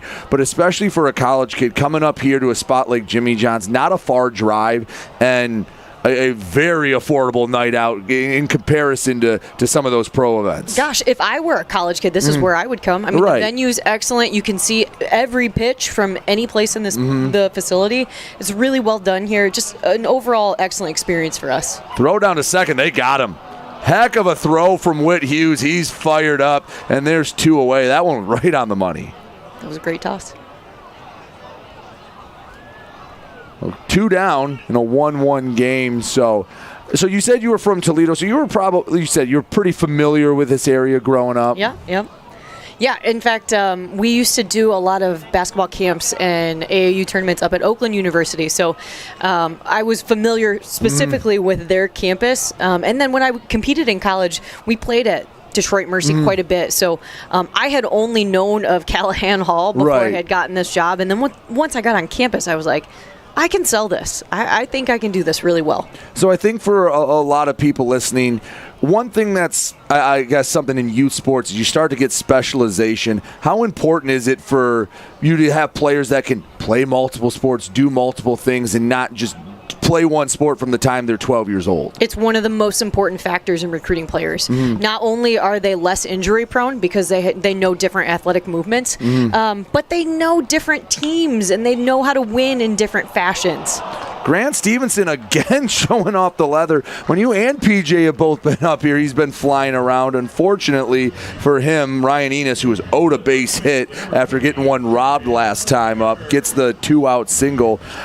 And I think in all sports, you get kids that, they think, all right, well, I got to put everything into this. And if nothing else, put all the physical stuff aside, to do something year-round from age 12, 13 to when you're 21, 22, when you're done with college, that's a tough thing. That can burn you out quick. Absolutely. And, I'm an adult, and this is my profession, and I'm supposed to do it 12 months out of the year, and at times I get burnt out. Absolutely. So I can't imagine, I never specialized. I was a 3-sport athlete in high school. And then when I had to specialize, even in college, I felt like we were given enough mental break to be able to get better and really take care of our bodies. And I think when you get to that point, your body is your business. And I think that's lost as kids are coming up through the AAU, PB baseball.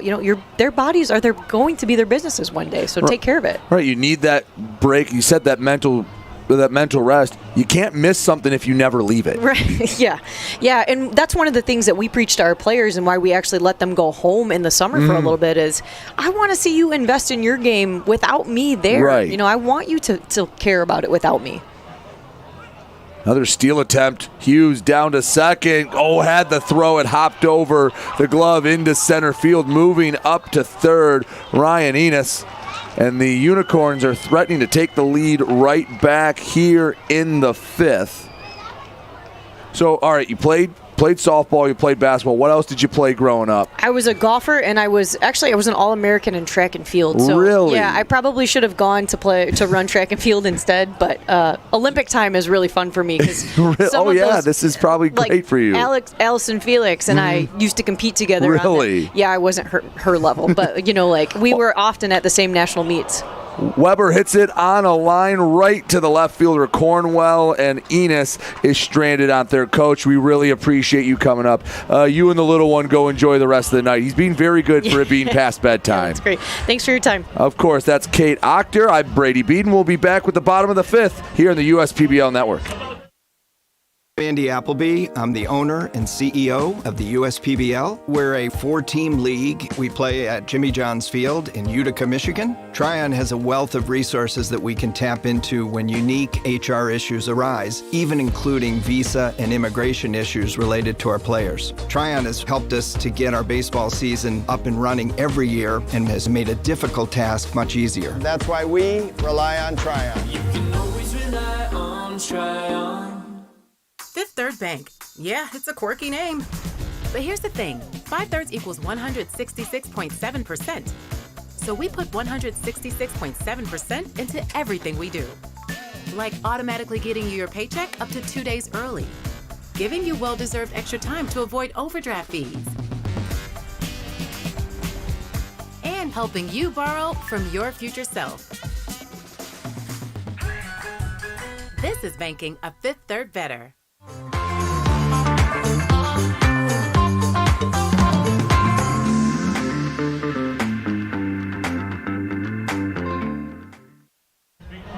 Bottom of the 5th, 1-1, Diamond Hoppers and Unicorns. And Tom's back, I think, for the rest of the game. Did you get your same spot again? Oh, yeah. There you go. It's a great spot. Apparently, when you go in the stands, Grant Stevenson likes to throw the leather around. Yeah, and Whit Hughes likes to throw people out. He should have had 2. He should have had 2. I thought he did. Great pop throw from Whit Hughes behind the dish to snag that runner. Could be the difference in the game, considering Dimitrov was cut down and then Enos found his way all the way to third base. Yeah, I said right before we came back, Enos has one of the weirdest stat lines in today because he had the home run taken away, and then that time, if he would have been thrown out again, I think I would have just kept walking, went, not my night. Yep. I'll be back on Sunday when we play again. Tonight is just not my night. I don't know if I accidentally cut off a grandma in traffic and karma's coming back to get me, but if he didn't find a base hit there, it's what else would he had to do? I don't know. I mean, Enos has hit the ball hard every single time he's come up to the dish. But those swings, because of all the barrel, they're going to bode well for later in the game, because if we have a tight 1-1 or a very close-scoring game as we enter the 8th or 9th inning, they're going to need another big swing from Ryan Enos. And that's part of baseball, is having that mental fortitude.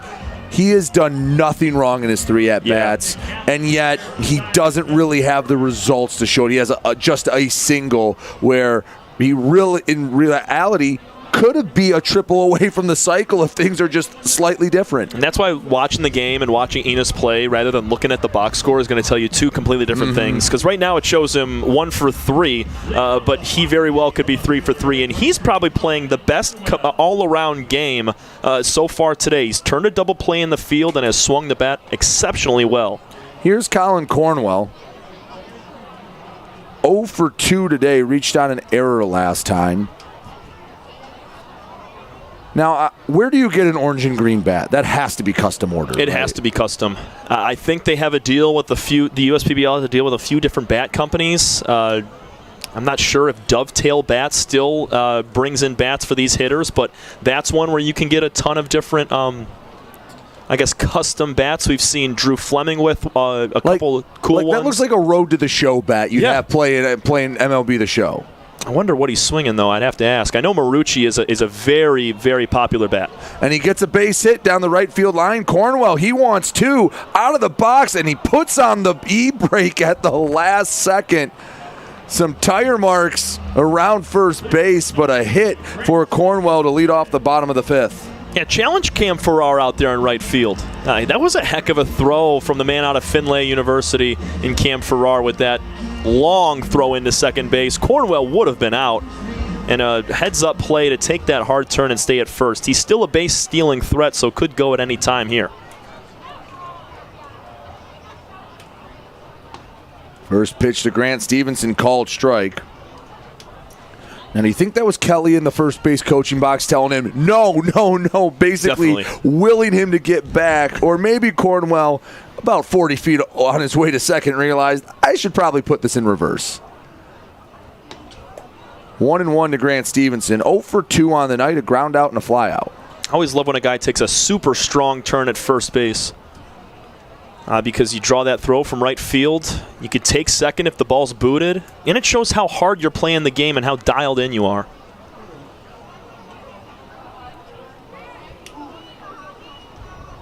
Grant's had a really good game in the field. I know he's 0 for 2 at the plate, but he saved a few big hits today.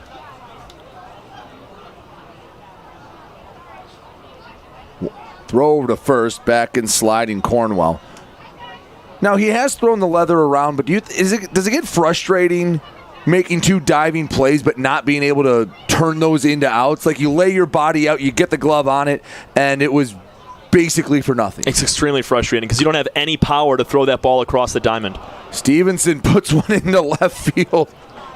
Schmack hit the deck, got back up, made the play. We've seen that a few times now over the course of the year. Zeb Rose once in center. He slipped hard, recovered, and made a catch. Same thing with Schmack out and left. Now, we walked through basically that part of left field. It's moist. It's moist, yeah. And where he's playing at right there, it's a kind of a dirt patch because of how often these fields are used over the course of the year. When we hit August and towards the end of the month, in right, center, and left, there's always a little bit of a dirt patch there from just all the outfielders patrolling that same area. And that's also what led to him slipping just a tad as well. Noah Marcoux's been quiet out of the 3 spot. 0 for 2 with a strikeout. In fact, he's been one of 3 punch-outs rather for Logan Lee.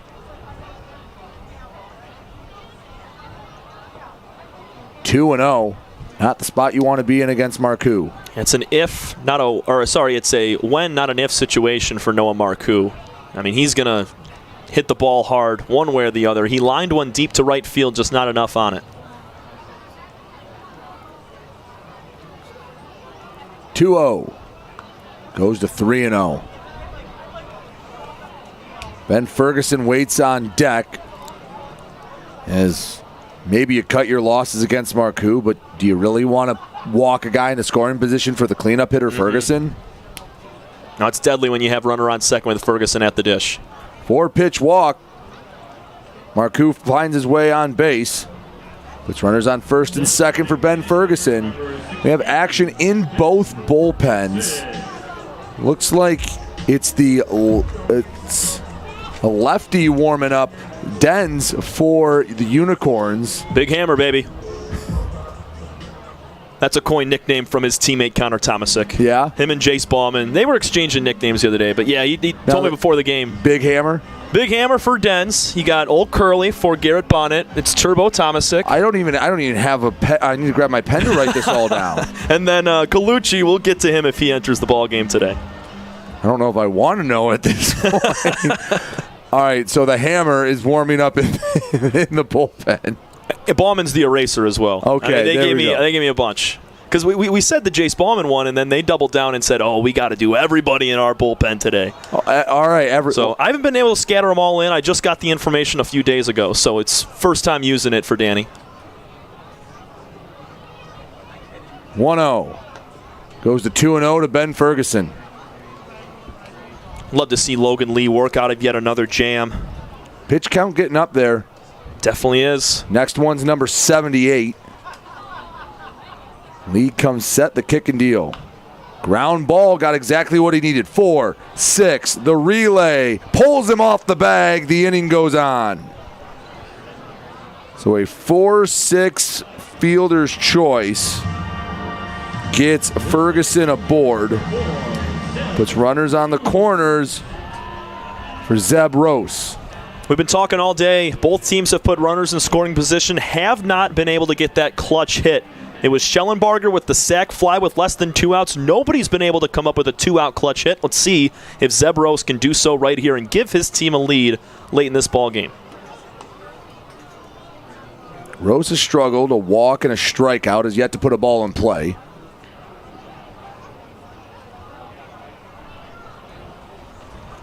There's another guy on this Hopper team with more walks than strikeouts on the year. 16 walks compared to 8 Ks. 2-0, and maybe the tank running on E for Logan Lee. He's got a few pitches left in him. If he's able to work out of this, this will be his last frame. Dens, either he's done warming up or he's not in a hurry. He'll get to wait till the next half inning as that one's lifted to Baduras underneath of it, and a couple Diamond Hoppers are stranded on base. We've played 5 full, tied at 1 between the Corns and the Hoppers here on the USPBL Network.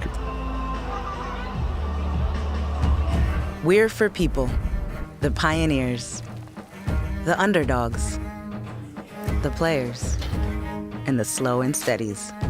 We're for people, for who they are and who they could become.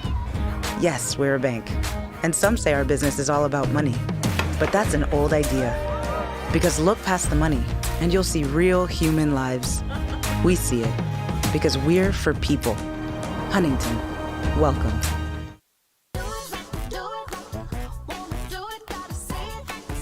The perfect match. It's what so many of us are looking for. When it comes to getting a mortgage, how can you find the one that's perfect for you? Start at mortgagematchup.com. Because the only way to get a mortgage that's easier and more affordable is to find a local home loan expert first. Go to mortgagematchup.com today. What are the odds that we're neighbors, we've known each other our whole lives, and both tear the exact same things in this exact same knee? So an ACL tear is an injury to the main stabilizing structure of the knee. You want a good team around you because then you know that what you're doing is going to help you in the long run. My message to everyone who's helped me, thank you so much because you guys helped me progress so much. Also hearing it from a friend that's went through the exact same thing, I think sort of helps that know that there's a bright side at the end. Welcome, SME Educational Foundation. Welcome, Osina's Pearson. Top of the 6th, 1-1 ball game as Ryan Carolden in a rare relief appearance coming in for the Diamond Hoppers. Carolden, big spot right here in a very tight game. Uncharacteristic relief appearance, as you mentioned, Brady. 2-3 record for Carolden. This is a situation where he's going to get a decision one way or the other. 48 innings pitched, 46 strikeouts. He's given up 41 hits in that time, but just 19 earned runs. Good for a 3.56 ERA. Has not given up a ton of extra base power, just 2 homers and 6 doubles against him this year. Carolden is the number 2 starter on this team behind Pierce Banks, who just went 5 strong innings, gave up 1 run. That was back in the first. Got roughed up early, and then he was able to settle down and put together a bunch of zeros late. With only one more game in the weekend, that's Sunday, I have to imagine this means we're going to see Kelly on Sunday. So want to make sure your starter gets some work. You're in a 1-1 game, and, well, every game at this point is important with how tight the standings are. I don't mind this move. I don't at all. I love Carolden coming out here in a 1-1 game. He might not be in this situation if the Hoppers are up by 4 or 5, but with 3 teams at the top of the standings with 16 wins apiece, the Hoppers need to try to get a big one here. They've been 0 for their last 2 in public games, dropping both last week to the Beavers.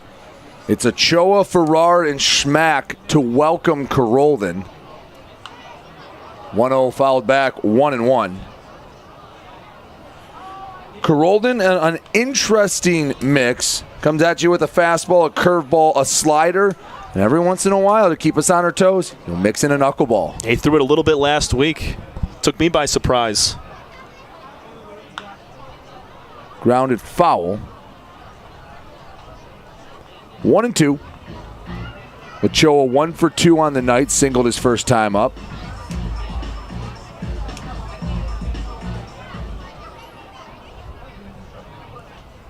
Carolden into the motion. The 1-2. Misses away. 2-2.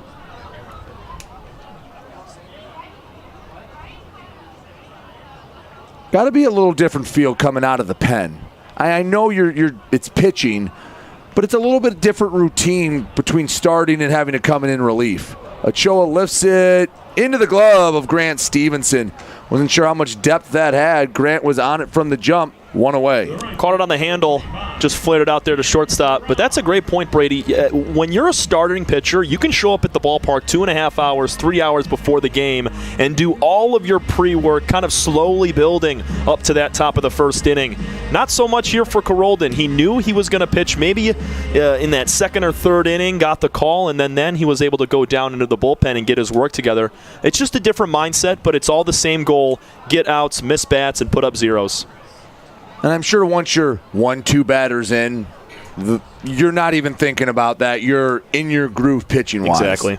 Cam Farrar to the plate. A couple of bounce outs in this one.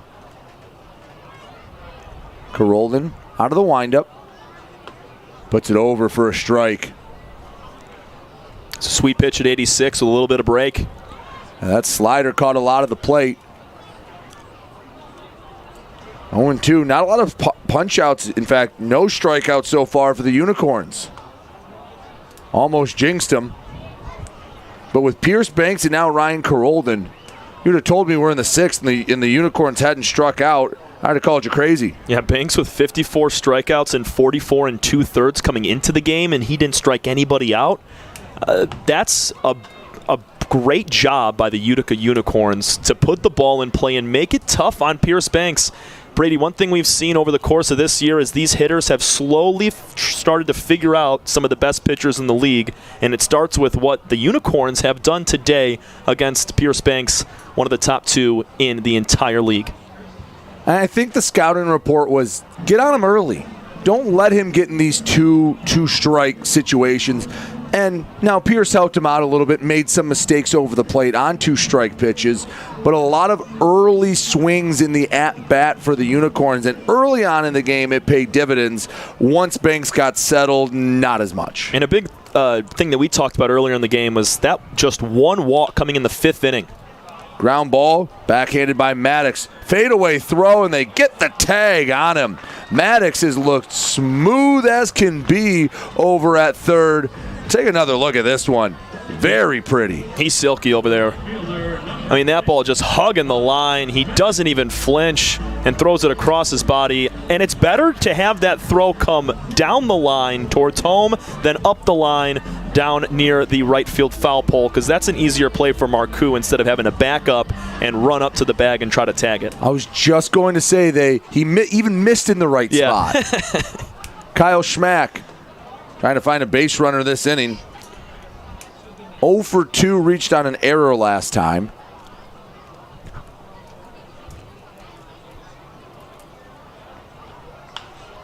That's a base hit into right field. Or is it? Did Schellenbarger get the glove on it? He did not.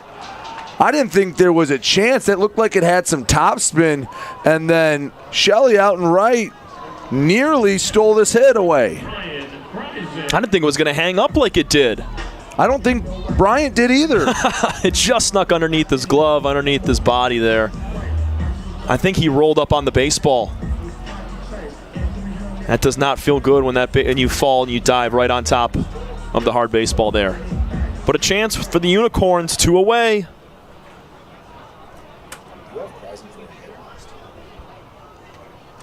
Kreisen 2 for 2. He singled out to right field his last time. Poked one in the hole. Back in the 4th. 2 out base runner and Schmack. You're in a 1-1 game. Off to second. Schmack, the throw down. Did they tag him? No, says the field umpire. Who? Martin was trying to sell it. I think he thought he got him out. Let's take another look. Throw coming in just a little bit short. That's where Martin fielded it. Didn't get him. A little bit too far in front of the base. If he waits for that ball just a half second later, there's a chance it's a closer play. But because he had to reach up, make the catch, and then yank his arm all the way back, it kind of made it look like he was pulling it all the way, which can influence the field umpire's call if you kind of reach for it. Right. It doesn't look as much like you got him. And that's tough for the home plate umpire because the body of Bailey Martin was in between the ball and the body of Schmack to make that call. 2 balls and a strike to Kreisen. Make it 2-2. That's a pitcher's pitch. Inside low corner, Corolden pitching like he was the starter today.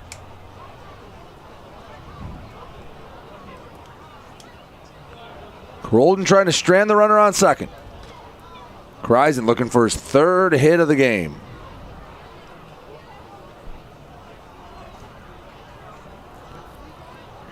Corolden checks back. Martin acting as if there was going to be a pickoff move. Throw bounces in the left-handed batter's box. Goes full. Whit Hughes has done a great job today. Banks spiked multiple pitches in the dirt at Hughes, and Corolden's done it a few times here in his first inning of work. Give Whit some credit. He's kept everything in front. He's also thrown out a runner today. Would have thrown out a second, just couldn't glove the middle steal attempt. Yeah, it was bang, bang. You come up with that catch, he's out. Ooh, that caught Whit somewhere. I'll put that on myself as I just mentioned him, giving some praises there. I mean, he kept it in front of him. Let's take another look. Ooh. Main Street. Yeah. Take all the time you need, Whit. Ugh. Protective equipment can only do so much. Oh. Whit, take your time. No one's going to blame you. Who? Yeah, he just goes down instantly. And that fastball at 92 miles an hour was not too much of a foul ball, so it was all of 90 miles an hour. Oh. He's a tough kid. Yes. I mean, being right back up like nothing happened after that, a couple seconds later, I tip my cap. Foul ball. I'm hoping for Whit's sake it caught him flush on the inner thigh. For his sake. Yeah. Getting chill. Oh, I did that. That's a nasty looking replay. Whew. Yeah, that makes the hair stand up. Yeah, that's a lot of people here in Jimmy John's Field have sympathy for him right now. Again, the 3-2. Half-hearted swing, ground ball to Grant Stevenson. Gets the out at first. Runner stranded at second. Whit Hughes is, he's going to take a slow walk back to the dugout. 1-1 game here on the USPBL Network.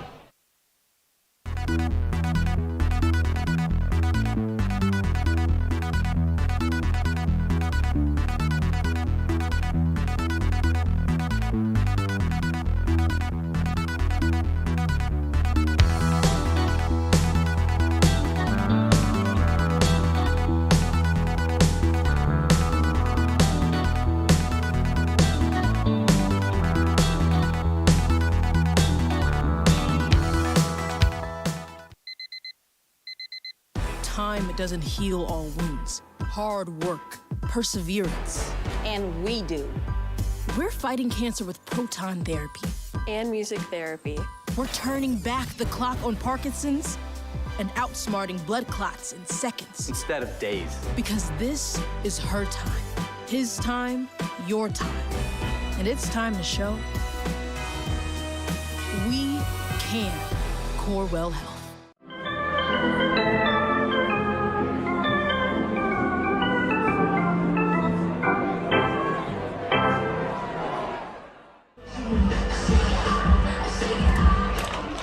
Back here on the USPBL Network, we're stuck at one aside as we enter the bottom of the 6th inning. Todd Maddox, Bryant Schellenbarger, and Whit Hughes coming up to the plate.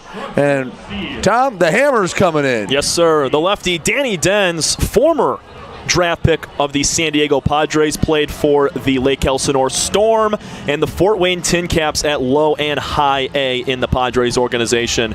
He's just coming off the injured reserves list. Danny Dens, in 13 2/3 innings this year, has given up just 2 earned runs. He's got himself a 1.32 ERA, 24 strikeouts, 7 walks. He misses a ton of bats. Dens has some sweet off-speed stuff. Starts you out with a slider. He's going to mix in the cutter, the four-seamer, and a little bit of a change piece and sinker.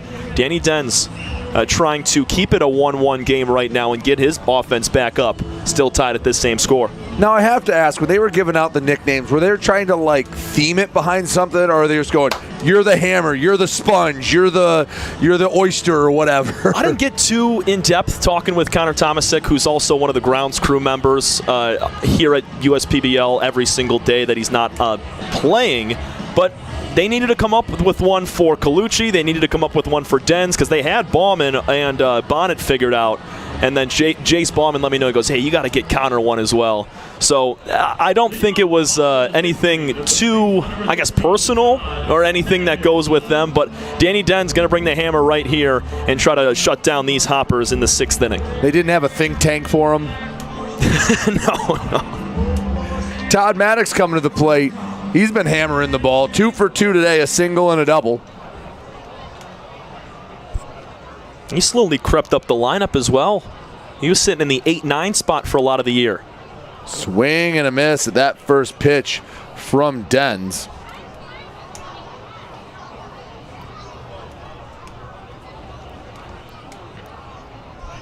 Lefty-righty matchup. 0-1, swing and a miss. Yeah, Danny keeps you guessing up there. Both of those pitches in the upper 80s, and that was not a fastball. Dens has got really sweet stuff, lives in the 90s. 0-2. They kick the deal. Swing and a miss. 1, 2, 3, sit down. That was efficient, to say the least. He made that look extremely easy. Dens had him figured out. He went low and outside, and then the breaking pitch again, a little bit low. Maddox completely fooled on those 3 pitches. Danny Dens right back to work after hopping off the IR. Yeah, that was quick work. Bryant Schellenbarger 0 for 1 today with an RBI to his name. Sac fly drove in the only Diamond Hopper run last time up. Slider to get it started. Only Very gets tougher, spinny too. slider. Yeah, especially with a lefty-lefty matchup. Going to be tough here for Schellenbarger. Lifts it into right field. Can it find the hole? It does. Bloop hit for Schellenbarger. He gets his first hit of the day, 1 on with 1 away here in the 6th. Went down to the bottom of the zone, picked it up, and lifted into right center field. Nice job from the lefty-lefty matchup. The hitter winning it this time. Not an easy thing to do against Danny Denz. And it's another base runner for the Hoppers. They've put one on in each of the last 5 innings, dating back to the first when they went 1, 2, 3. Good to see Whit Hughes coming to the box. First pitch, pops it up, right side. Could be a tough play, near the line. That dropped in. Base hit for Whit Hughes. And, well, they don't ask how, they ask how many, and add another hit to the line for Hughes. He's got 2 on the day. We saw that last week as well for the Beavers. Matt Piotrowski popped one in that same spot, and he was awarded a double as it took a weird spin to the right side. But we've seen a couple baseballs this year flared up in that same mystery zone where nobody's really able to track the ball down.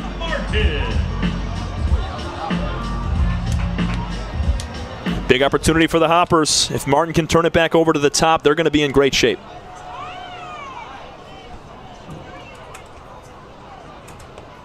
First pitch from Martin. Did he make contact? No contact. That was just off the glove.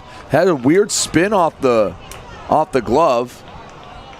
And now an RBI chance for 2 for Bailey Martin. Ground ball up the middle is going to get the job done. Let's see if the Unicorns bring the infield in here. That's a big pass ball. Yeah, it is. That's half the reason why I thought it was tipped, because, I mean, that's right down the middle of the zone. That's not something you see Ethan Kreisen miss too often. But that changeup's got a lot of movement to it. The 0-1. Ground ball, that'll do it. Ochoa knocks it down, and Whit Hughes wisely moves up to third. RBI base knock for Bailey Martin, and the Hoppers have the first lead of the ballgame, 2-1 here in the bottom of the 6th. Put the ball in play, good things are going to happen. Really tough play for Austin Ochoa right there. Didn't get the glove down in time, and Whit Hughes noticed nobody was at third base as Ochoa came off the bag, and he cruises into third base. Nice swing from Martin, keeps the line rolling, and the Hoppers with an advantage. So I talked about how Ryan Enos could be a little frustrated because he's doing everything right and he wasn't getting the hits he deserved. Danny Denz has not made a bad pitch. It's flare hit from Schellenbarger. Blooper that you could not have walked out and dropped it on the outfield any better from Whit Hughes. And then a ground ball perfectly rolled in between third and short. He's thrown 4 outs, and he only has 1 to show for it, and now he's in line for the loss. Yeah, these hitters, I mean, 2 of them are lefties as well, both with Cornwell at the dish right now, but Schellenbarger starting us off with the hit to keep start the inning off, really.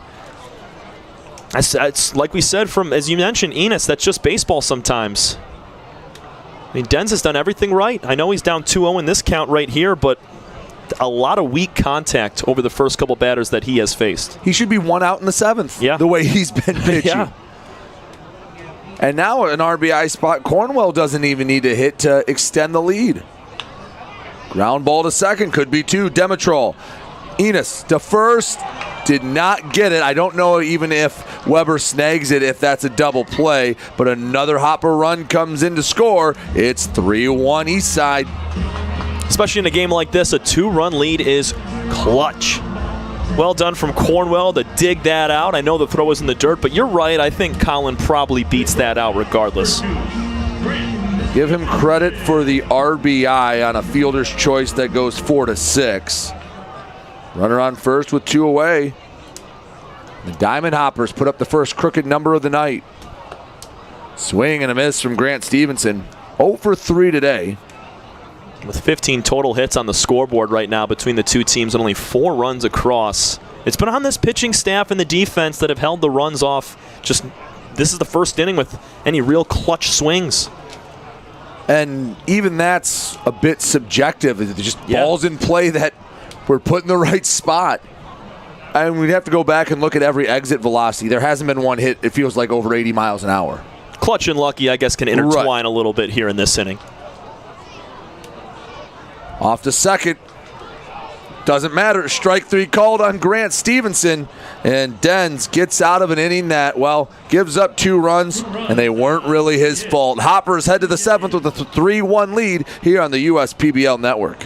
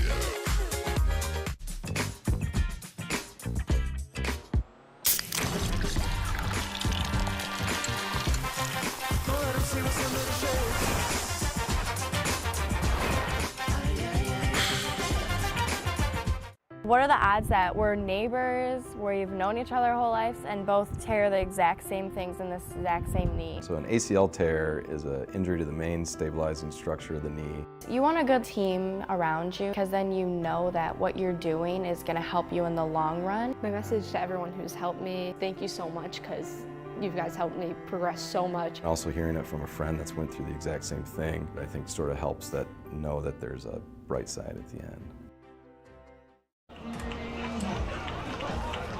Top of the 7th as we enter the latter third of this game. Ryan Carolden coming out to look at that pitch with the lead. First time the Diamond Hoppers will nurse the lead as they face Sam Baduras, Andre Demitrol, and Patrick Baggett. Unicorns haven't scored since the first frame. No, it looks a lot like what the Unicorns had going for them last night. They were able to get a run in the second inning, and that was the only one they had until late in the 8th and the 9th. They were able to put together 4 runs in the last 2 frames, and it's still a great night for baseball. So glad that rain has completely held off yesterday and today while we're playing baseball.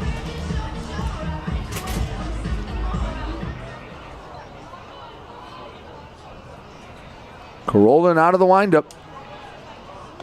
First pitch fastball called strike. Oh no, missed. 1-0. That's a pretty good pitch from Ryan. Caught a lot of the zone. Baduras 0 for 2 today, a fly out and a ground out. Swings out of his shoes on that one. 1 ball, 1 strike. He was also looking pretty comfortable back there. And that's one. Yeah, you even see the head tilt from Carolden. Yeah. Really? I know you always say you don't want to show emotion. I think that's the appropriate amount.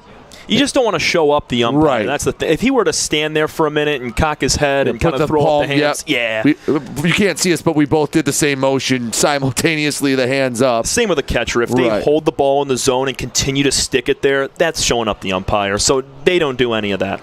Well, first pitch was a moot point. Comes back with 3 straight strikes. Gets the swing and a miss. And that's the first time a Unicorn batter has struck out. It took 27 plate appearances. But Carolden notched a strikeout number 1 for the Corns tonight. Nobody on, 1 away for Andre Demitrol. That's got to be a record for the year from any team, I think. Yeah, that's a long way to go. I can't remember a time where we went 6 full frames without a strikeout from any team.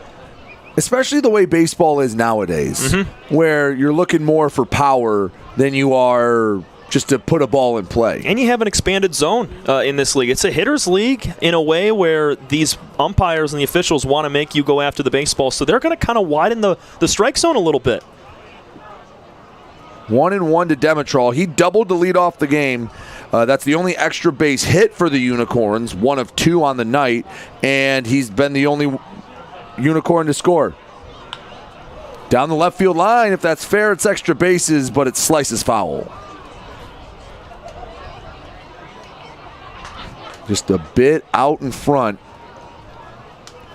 Andre's using the left side of the field a ton more since he entered into the USPBL about a month and a half ago. He was only using the right side, trying to stay inside, slap it the other way. Now Andre really getting that foot down, driving into that backside, and trying to launch the ball to the left side of the field. Love to see it from a guy that's got some sneaky power. 1-2 misses away, 2-2. Carolden can have a clean 1-2-3 inning. I mean, that'll put a statement for these Hoppers, and see if the Unicorns waver on their confidence level. They haven't gone down 1-2-3 since the third. We mentioned it in the earlier innings that it felt like the Unicorns had opportunities to stack runs, went by the wayside, they only got the one, and now you're looking back going, man, even if we just pushed across one of those runs, how much different does this game feel? Yeah, shout out Colin Cornwell stealing away a home run. Walk to Demetrol, second consecutive plate appearance he's worked the base on balls. As Patrick Baggett comes to the plate. There is some rustling in that that Diamond Hopper bullpen. Nothing too crazy, but don't think they're going to let Carolden go the final 4 innings. If he gets out of this rather quickly, maybe you send him out for the 8th. First pitch. Appeal, no swing from Baggett. 1-0. Demetrol faked as if he was going to steal second on that pitch.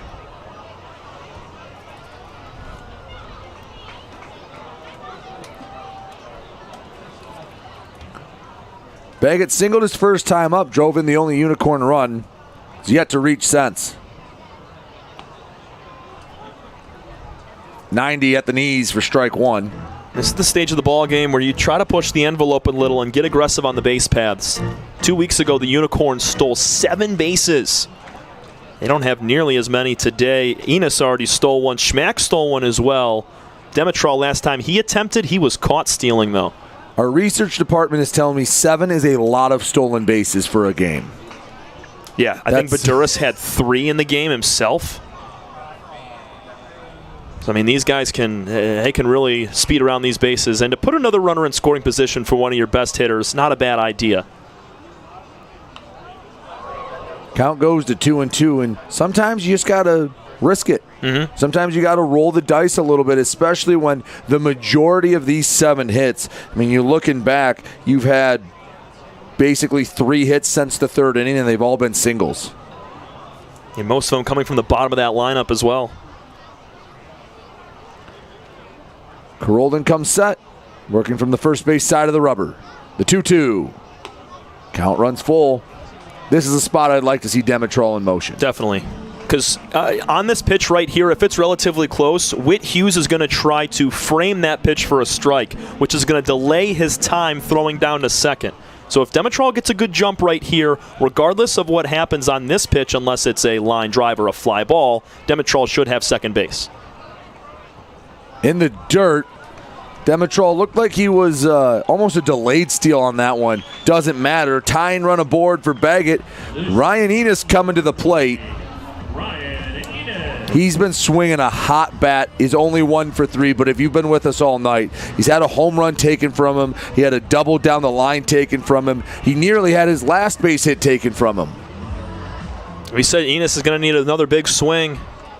Down by 2 with a pair on. Why not right here from the guy out of Oriskany, New York? Carolden, first pitch. Swing and a foul straight back. 89 on the gun.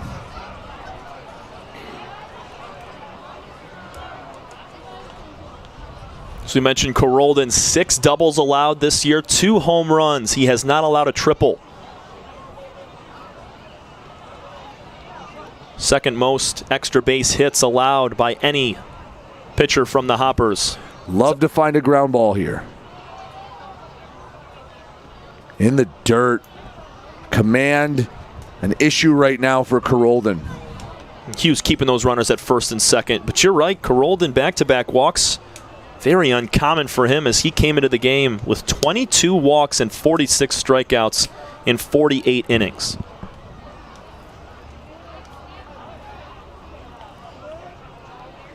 Demetrol dancing off of second. Pitch misses, 2-1.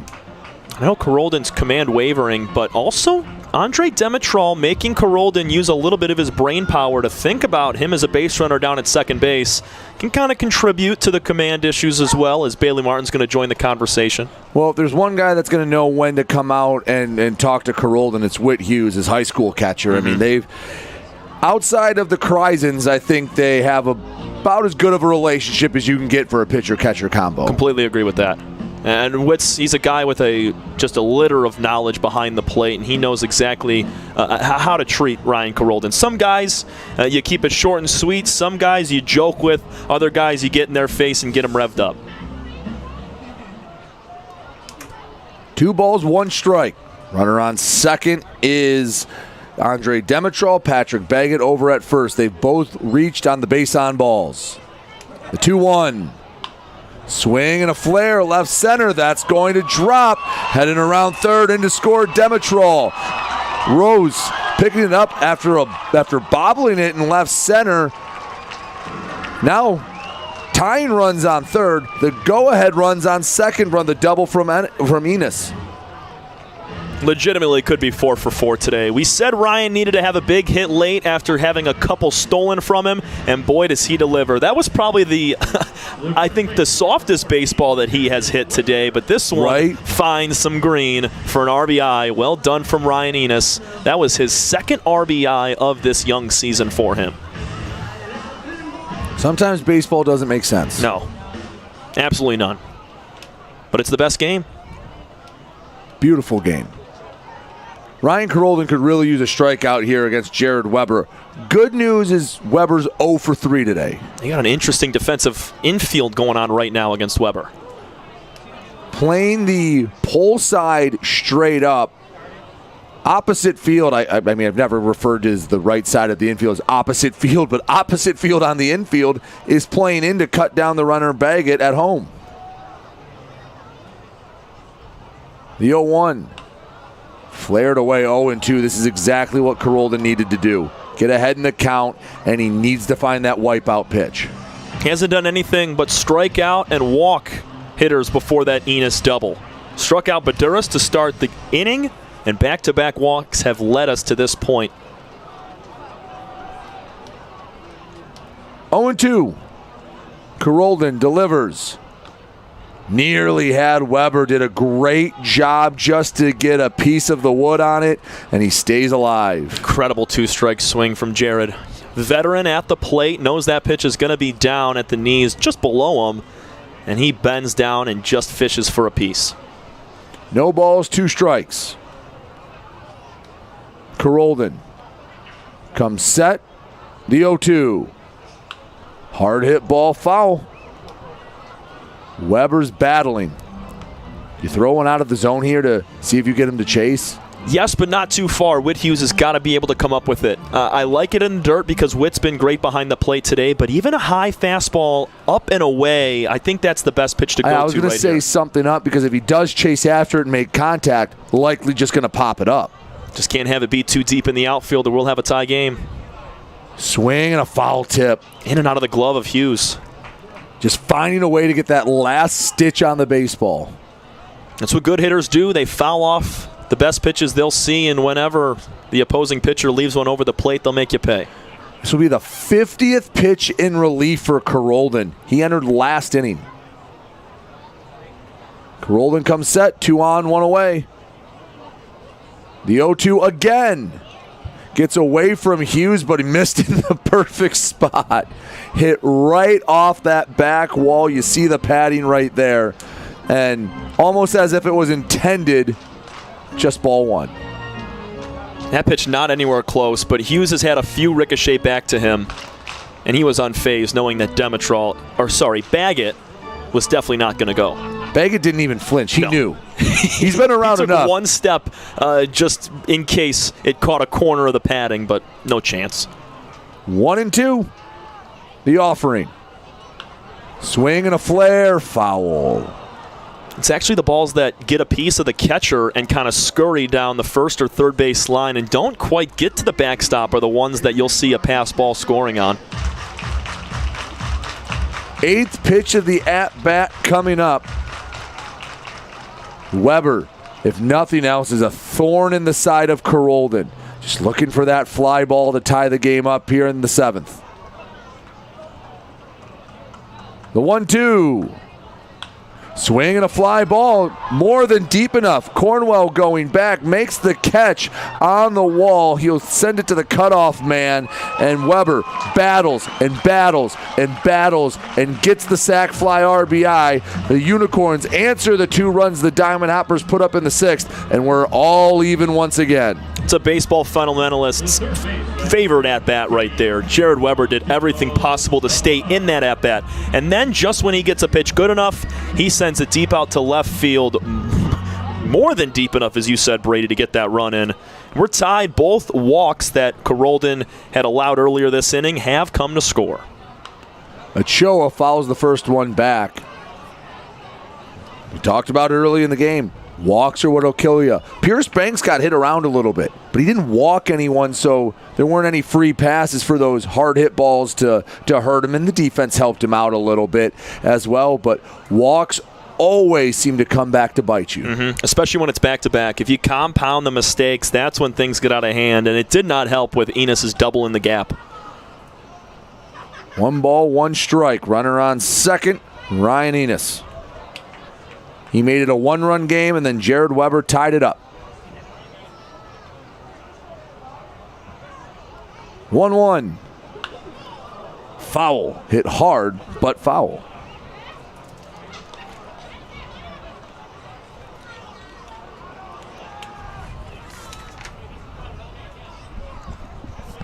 Ochoa had a clutch RBI base hit with 2 outs in the 8th inning of yesterday's game that the Unicorns came up just a bit short.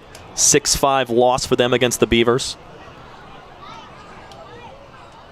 Looking to do the same thing here with 2. Trying to punch one through the infield. And a flare to the right side. Marcoux makes the catch on the run.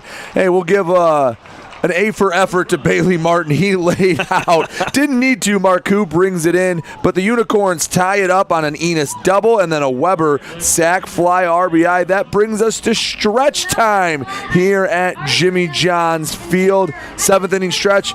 We're all knotted up at 3. Brought to you tonight by Genesis Credit Union.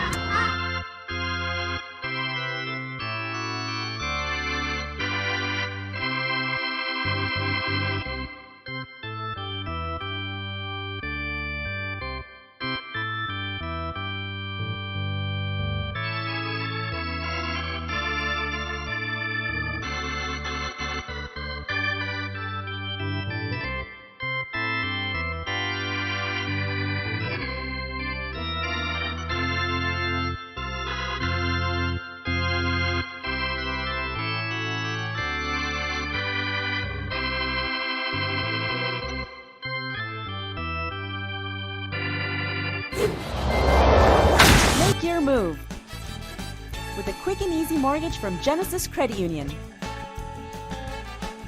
We have mortgages to fit your life. Genesis Credit.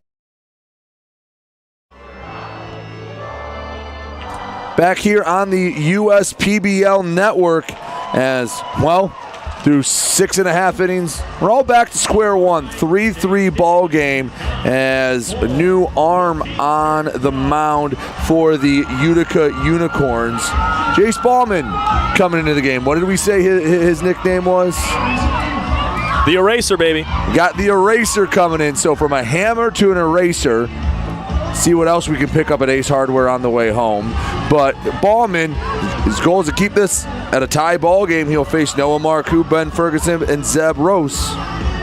Yeah, Den's last inning wasn't really roughed up. I know he gave up 3 straight hits, but if you were with us last frame in the 6th, they were all soft swings. He had a floater out to right center, a Texas leaguer that dropped down the right field line, and Bailey Martin with an infield hit. Just finding ways to scrape runs across for these Hoppers. They're going to have to do it again against nearly an even better pitcher in Jace Ballman. The Unicorns have one of the best, if not the best, bullpen in the entire USPBL, and they're going to try to show it up right here late in this ball game. It almost feels like karma was looking out for Danny Dens, not going to give him a loss for the 2 runs he gave up, and they're both earned runs, but a very strong inning for Danny. I think so as well, especially with that backdoor slider for strike 3 to strike out Grant Stevenson. I mean, that pitch came in just above 3,000 RPMs, which is unheard of in pro baseball at times. I mean, you're only looking at guys like Garrett Cole, Paul Skeens, those type of upper echelon pitchers that sit around 3,000 spin rate. Noah Marcoux to the plate, 0 for 2 with a walk. The 0-1. Breaking ball, can't find the back door, nibbled at it. Count goes to 1-1. Baumann loves that slider. It's the pitch he throws the most. Slider, the fastball, well, the 4-seam and the 2-seam, and then the changeup. 1-1. Nearly caught Marcoux. I thought it hit him. It looked like the ball changed direction. Okay, when he didn't react, I went, okay, it didn't hit him, but I swore it hit his front thigh. I thought it did. Okay, I I'm glad it wasn't trajectory. just me. Yeah. My eyes have lied to me a couple times tonight, and I was like, okay, no one reacted, but yes, from up here I thought it hit him as well. 2 balls, 2 strikes to Marcoux. It was actually last week when Zeb Rose got hit. He did not flinch, and he was 88 right on the bone. Oh, it didn't hit him. The pitch just had that much movement on it. Seriously. 2-2. Fouled back and out of play. That one becomes a souvenir for a lucky fan. Marcoux trying to find his way on. Bottom of the 7th, 3-3 ball game. Line score essentially the same. 3 runs on 8 hits, no errors for the Unicorns. 3 runs, 8 hits, 1 error for the Diamond Hoppers. Marcoux battling. He's a tough customer, man. That is a sweet, sweet backdoor slider from Jace Baumann that should have caught the outside corner for strike 3. Marcoux says no and stays fighting. There's not one single pitch that Marcoux struggles with a ton that you can throw at him for strike 3. 2-2. The pitch. That one lifted, left field. Schmack going over, and he makes the catch. Just under it a hair, Noah Marcoux, and he flies out to lead off the bottom of the 7th. He would have loved a little extra barrel on that baseball. Just caught it a little bit inside on the handle, and he did all he could to muscle that ball out to left field. Had some fade, but Kyle Schmack surveys well out there in left field. He tracked that down easily. Ferguson 1 for 3 tonight, a single sandwiched in between a couple of groundouts.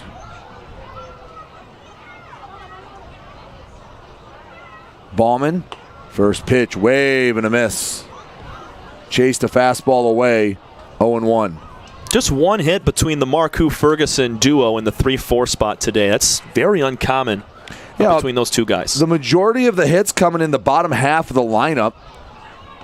I mean, Todd Maddox, he's in the 6th spot. He's got 2 knocks. Bryant Schellenbarger, he's got a hit and an RBI. Whit Hughes with 2 hits. Bailey Martin with a base knock and drove in a run. It's been the bottom part of the order that's done the work for the Hoppers tonight. Now that I look at it, just 2 hits for the first 5 batters through 4 at-bats. Swing and a miss. Ferguson didn't shorten up the swing on 0-2. Goes down on strikes. It's 2 up, 2 down. I don't mind that thought process. Even on 0-2, that was an elevated fastball at 88 miles an hour. Ferguson just a little bit late on that pitch, missing it by a hair. Different approach from what we saw Jared Weber take in that last half inning with a sac fly. He battled multiple pitches up and down in the zone to stay alive and drive in a run. Rose takes strike 1. Pitcher's pitch, and I think Zeb was just a quick word for it. Yeah, that's a ton of break on that pitch. 20 inches across the plate from Jace Baumann. He's got some sweet movement, man. Low and away, 1-1. Going for that same spot, but when you get a generous call there, you got to bring it in maybe a little bit if you want that strike 2 call. Yeah, definitely. 1-1. Baumann set the pitch. Non-competitive, 2-1. Not a lot of extra base power off Jace Baumann so far this year. I mean, he's through 25 and 2/3 innings now. He's only allowed 2 doubles and 1 triple.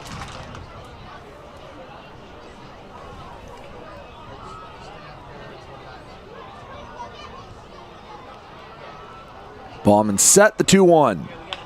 Ground ball to short. 3 hops to the waist of Enos across the diamond, and the Diamond Hoppers go down quietly in inning number 7. We head to the 8th, 3-3 ball game here on the USPBL Network. I'm Anthony Tomey, CEO of Tomey Group, and we're one of the largest Jimmy John franchisees in the country. With 50 Jimmy Johns and over 700 employees, it's a challenge to manage operations. What could possibly go wrong with owning 50 Jimmy Johns? People don't show up, equipment fail, run out of bread, no tomatoes, we need onions. Many different things can happen. Tryon allows us to really focus on the food and the operations of the restaurant. And that's why we rely on Tryon. You can always rely on Tryon. Everyone has something that motivates them to do better. And for me, that's my daughter Shelby. I named Shelby Construction Services after her as a reminder to always run the company in a way that would make her proud. Our goal isn't just to get the job done, but to get it done right. And that means making sure every customer has a 5-star experience. I think how a company treats you is just as important as the finished product. My daughter wouldn't have it any other way.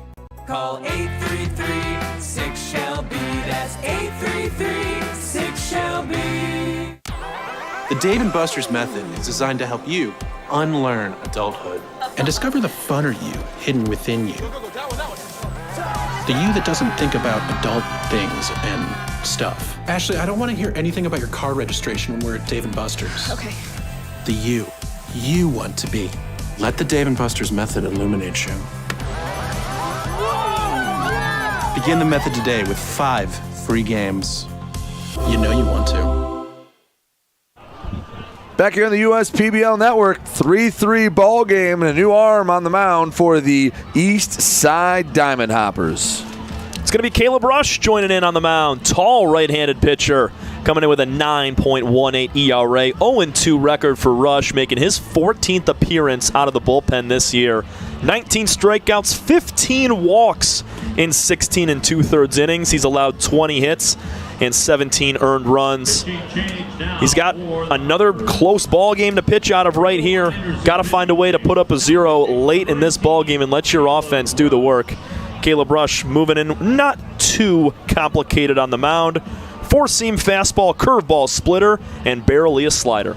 The 6'6", 240-pound Fortville, Indiana native will be greeted by Ochoa, Farrar, and Schmack. Same trio that greeted Ryan Carolden when he came out of the pen. Carolden's final line goes 2 innings, 2 hits, 2 runs, both earned, 2 walks, and they're big ones, as both of those walks came in to score, and 1 strikeout for Carolden. It's essentially a 2-inning game. 3-3, as it feels like whoever can, every base runner from this point on, gonna be so important. The 8th inning for the Unicorns, the right fielder, number 25, Cam Farrar. Farrar, 1 for 3 tonight. Singled back in the first, hasn't done much since. A ground out and a pop out.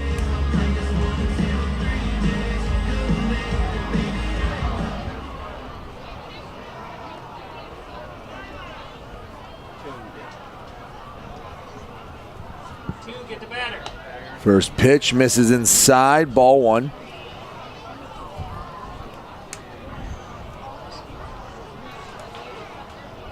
Rush, an imposing arm from the right side. Again, 6'6", that ball gets on you pretty quickly. Oh, yeah. Especially just because of his length. The ball gets to home plate so much faster. He lets the ball out closer to home plate than a lot of other guys you'll watch pitch. That definitely plays a role. Pitch was way high and inside, 3-0. Those have been the issues for Rush so far this year. It's just been the command. 15 walks on the season through 16 and 2/3 innings. He's averaging just under a walk a frame.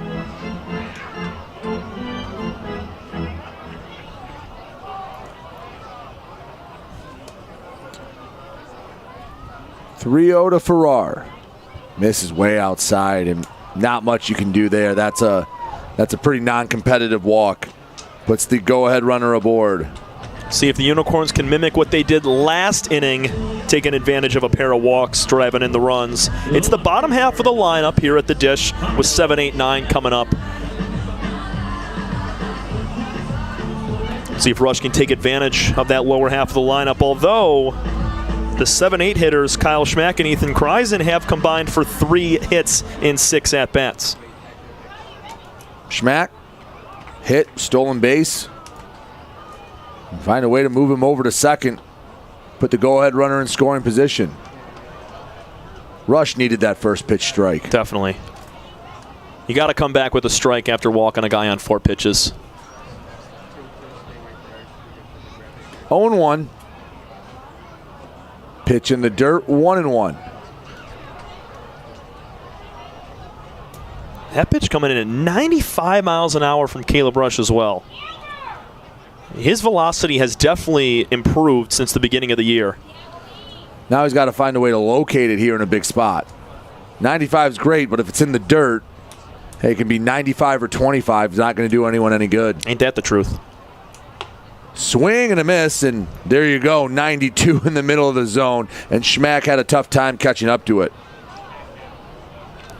Look for Farrar to steal on this time. He had a bouncy secondary lead. I think he was timing up Rush.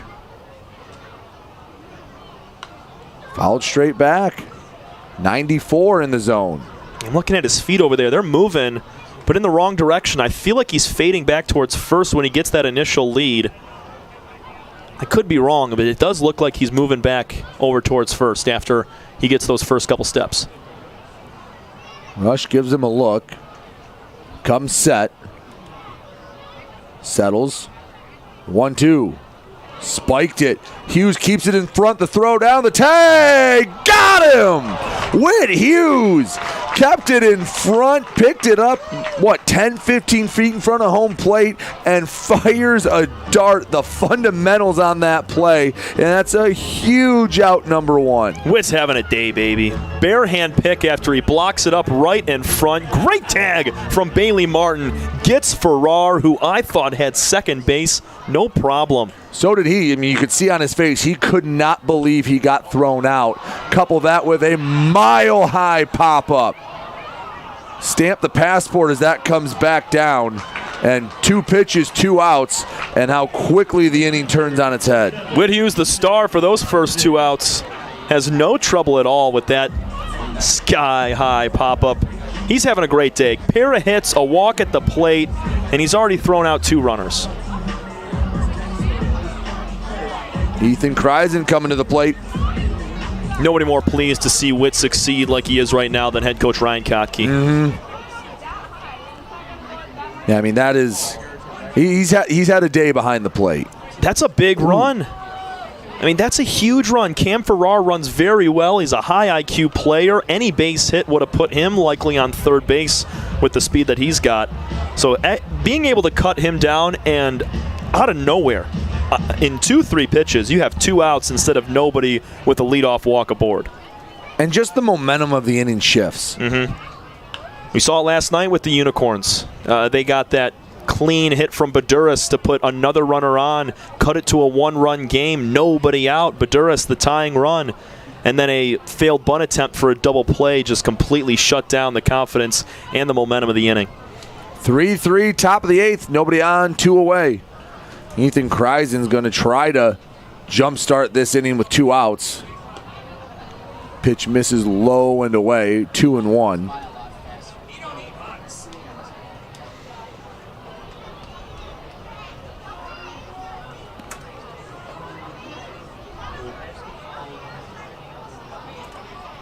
Two balls and a strike. Rush comes set the pitch.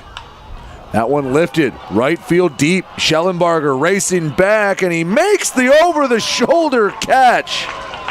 Schellenbarger looked like he's running a corner route, and he brings it in the corner of the end zone for out number 3. Rush gets a little help from his defense to get out of the 1-2-3 inning. We head to the 8th, all tied up. How about it, Brian Schellenbarger? Touchdown Hoppers. There we go. To the bottom of the 8th we go. Still looking to break this tie ball game.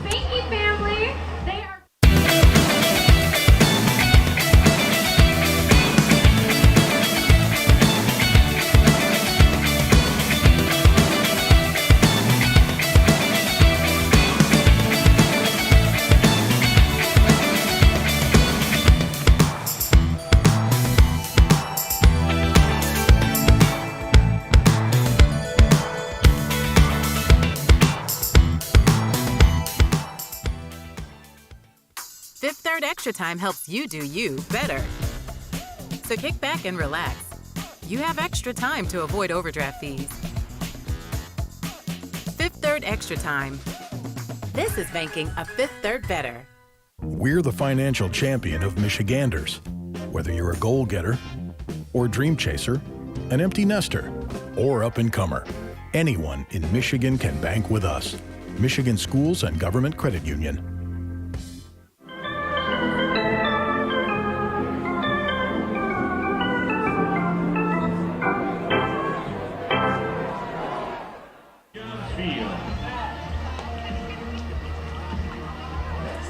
Here's some of the great defensive plays from the game so far tonight. There you see early, it's Colin Cornwell stealing a home run. And how big does that loom now in the game? Here you see Bryant Schellenbarger, this time on the right side of the outfield. I mean, he has to take a perfect route to this. Over the shoulder, right in the mitt. He ran a long way. Cornwell didn't run much, but he had to jump for it. Both of those guys making sensational grabs, and they're difference makers, especially the Cornwell robbery in left field. It could be a 4-3 game in favor of the Unicorns with just 3 outs to go. And here comes Matt the Luchador Colucci.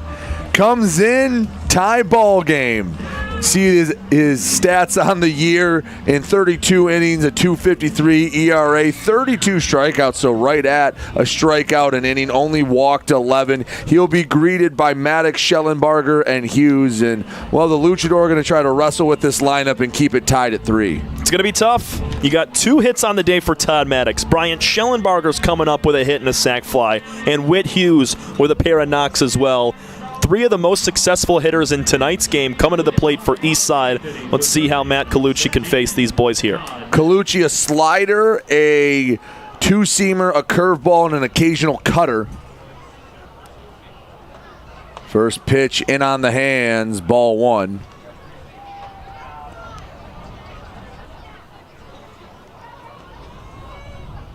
Here in the 8th, the leadoff man's so important in a tie game. You felt that the Unicorns in the top half of the inning were building up the momentum, and then when he gets thrown out at second, it completely shifted. Yeah, win came out of the sails because of Whit Hughes making that throw down. If the Hoppers are able to make it a little different. Maddox, high and deep, right center field. That's going to split the outfielders. That bounces into the night here at Utica. And no, they're calling that a home run. That was a... Nope. Yeah, Maddox tried to sell it. That 100% bounced. That 1,000% bounced. Watch, you'll see it hit right about the edge of the... Yeah. That's right why it had such a big bounce, is because it hit the warning track. Right. Cocky and Maddox were trying to sell it. Again, hey, the worst they can say is no, but they're going to say get on second base. Still a heck of a swing. 98 off the bat. Just missed it by a hair. Second double of the night, too, for Todd Maddox. Opposite field power alley. Love to see it from Todd. His swing has come a long way this year, and he's coming out at the right time with just a month left to play towards playoffs.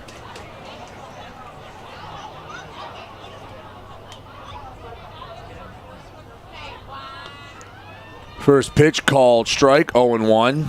One team's going to get win number 17 here tonight.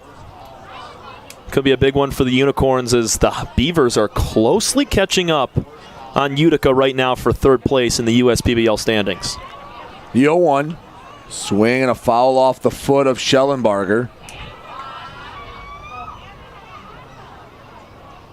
That was the 8th double that Colucci has allowed this year. That is tied with Ben Kreisen for the most on the team. Schellenbarger had the RBI back in the 4th. Looking to add another one and give the Hoppers the lead here in the 8th.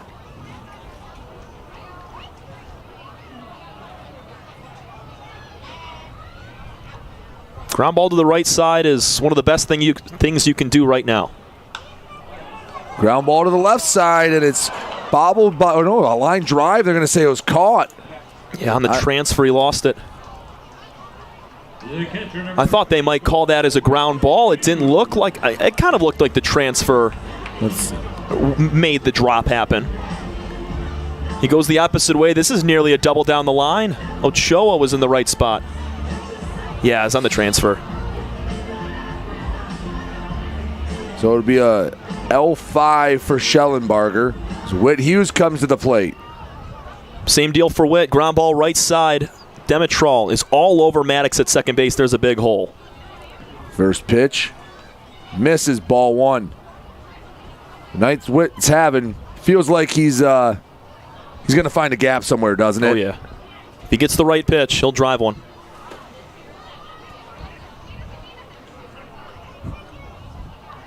Throw back to first. Colucci looked like he almost slipped on the back of the mound.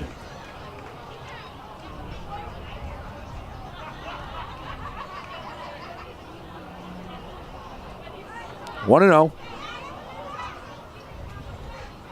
Colucci set the pitch. Just misses the inside part of the zone. 2-0 to Whit Hughes. Reached all three times. Couple of singles. Last one, if he was fishing, he's probably throwing it back, but he got a single all the same and a walk in between. It's a good take right there. Borderline pitch late in the game. Goes to 2-1. Here's where you got to create right here if you're Whit Hughes. Colucci's going to come at you with something good on either one of the next two pitches, considering he is down in the count. Make the most of it. Ground ball right side. Move that runner up to third. 2-1. Wave and a miss. 2 balls, 2 strikes. For Colucci, there's that slider. He's using it to his advantage right there. Having Whit way out in front, swinging over top of that pitch in the dirt. 2 balls, 2 strikes. Colucci comes set, the pitch. Swing and a miss. Colucci gets the punch out. There's 2 away here in the 8th. The second baseman, number 7. It's up to Bailey Martin here in the 8th. Singled in a run last time up, would love an encore performance.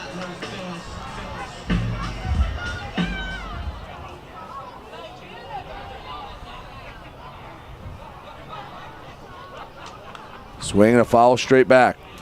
0-1.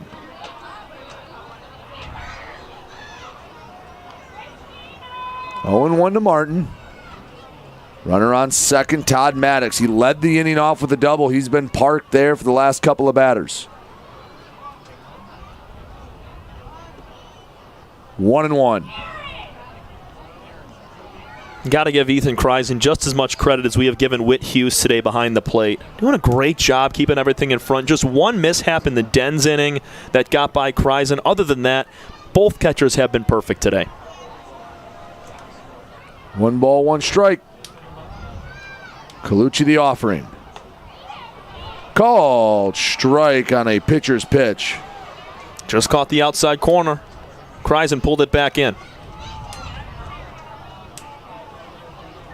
It's a big pitch right here. Can send it to the 9th, all tied up. 1-2. Missed it low and away. 2 balls, 2 strikes.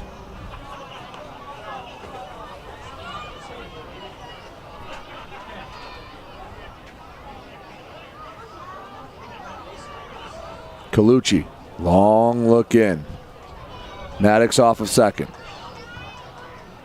2-2. Gets away from Kreisen. Now count runs full with 2 away. Not a huge passed ball, but moves up 90 feet. The go-ahead run stands on third.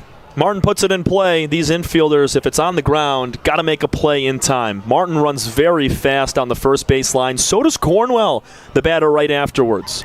So for this infield right here, you got a field throw, make a play on the first base. Was not the same situation with the runner on second. You could afford a bobbled ball, but not here with the runner on third base. Payoff pitch. On the way. Strike 3 called. Froze him. And the luchador wrestles his way out of the inning. We go to the 9th, all tied up at 3 here on the USPBL Network.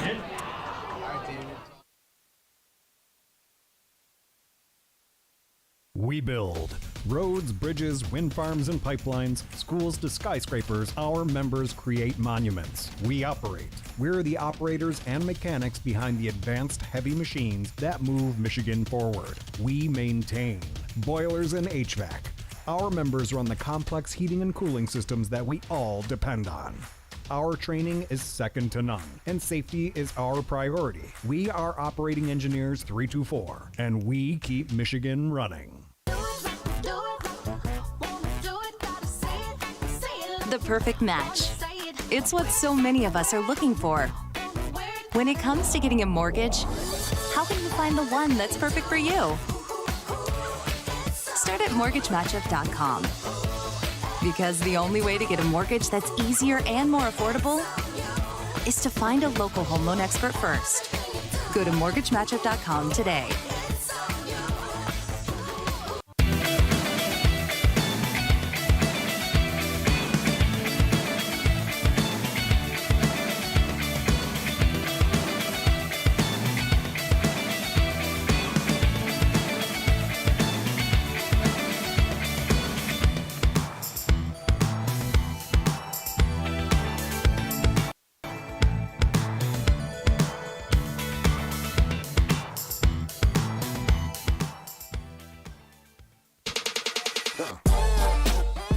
Check your checking. If your account doesn't get you pumped, amped, or geeked, make the switch to Genius Checking from Genesis Credit Union. It's just genius. Financial champion of Michiganders. Whether you're a goal-getter or dream chaser, an empty nester, or up-and-comer, anyone in Michigan can bank with us. Michigan Schools and Government Credit Union.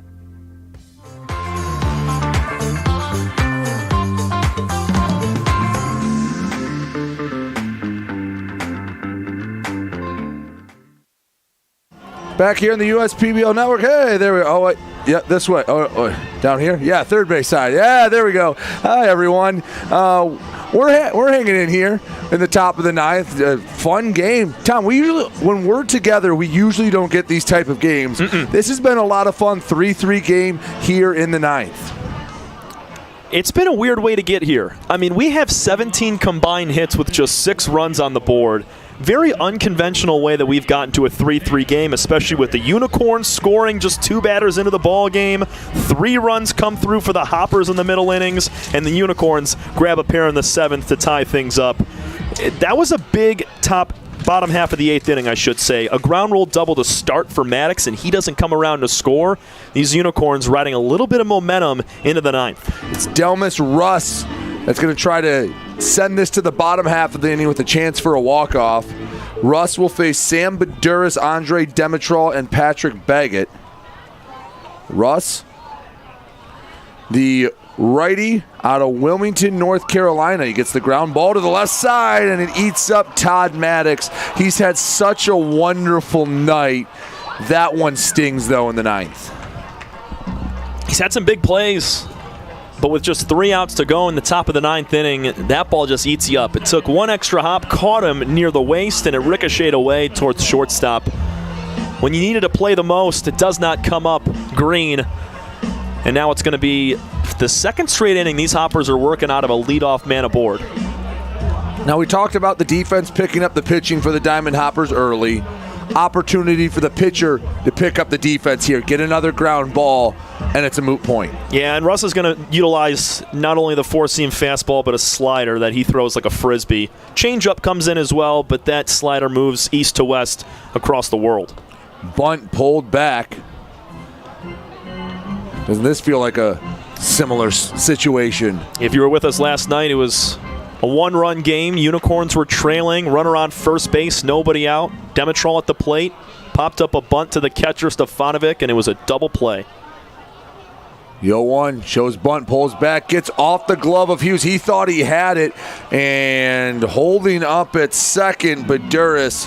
For a second, he thought about taking the turn. Now you definitely bunt, right? Right. And it's a good one here to bunt this hard down the third base line. That pitch not close. A lot of run on that slider from Delmas Russ. Hughes did all he could to try to come up with that. That's going to go down as a wild pitch. But yeah, it's going to be a bunt strong down the third base line. Make Maddox come in to field the ball so that the runner at second in Baduras can easily take third. 1-1. Bunt. Perfect. That'll work. Right back to the pitcher, Russ. Gets the out at first and the go-ahead run 90 feet away for the Unicorns. What a difference a night makes. Right.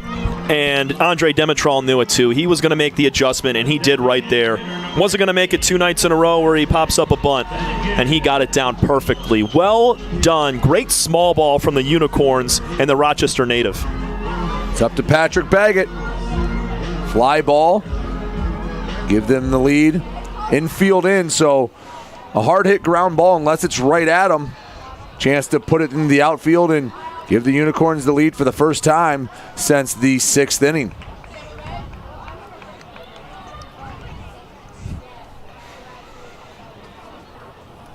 You're Russ, you're looking for the strikeout here. Definitely. But you have a great infield behind you. Maddox has made some nice diving plays today. So has Grant Stevenson. Bailey Martin, always good at second. Hard hit ball, left field, more than enough from Patrick Baggett. The Unicorns have the lead here in the 9th. Clutch swing from one of your clutchest players and your leader. Patrick Baggett, oppo to left center field. Such a smooth swing. Didn't try to do too much. And he gives his team a 1-run lead. They have it back for the first time since Baggett drove in the first run of the ball game to put the Unicorns up 1-0. Enos, he's been maybe the best swinger at the plate so far tonight. Even his outs have been strong. Singled and doubled. He's been rewarded his last 2 times up. Russ would love a ground ball to get to the bottom of the 9th and stop the bleeding. Everybody clap your hands. 2 walks in the 7th inning from Hopper pitching, coupled with the leadoff error from the Hopper defense, have led to the 3 runs that have bit back on the Hoppers. Walks and errors. Yep. Makes up 3 of the 4 Unicorn runs. I know they have 10 hits, but it wasn't until walks and an error that the runs started to come back across for the Unicorns. It's a classic Unicorn game. They out-hit their opponent, but they just find a way to squeak by with a few scrappy plays here and there, just like we've seen in the last couple innings. They didn't do anything too flashy. I know Ryan Annis had the RBI double, but also the sac fly from Jared Weber, and then chipping in right there was Baggett for his 2nd RBI hit. Be top of the order coming up for the Diamond Hoppers in the 9th. You don't want to make the deficit any bigger than it needs to be. A 3-1 count to Enos.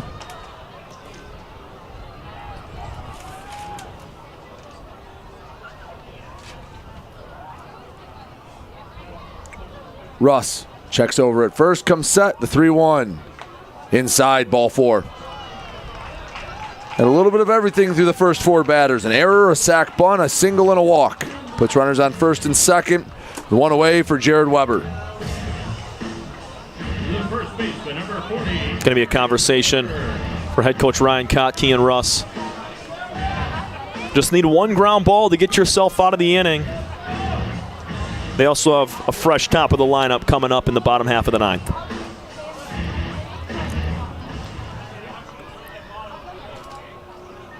Weber grounded out into a fielder's choice. Grounded out again, lined out, and then drove in a run on the sac fly last time up.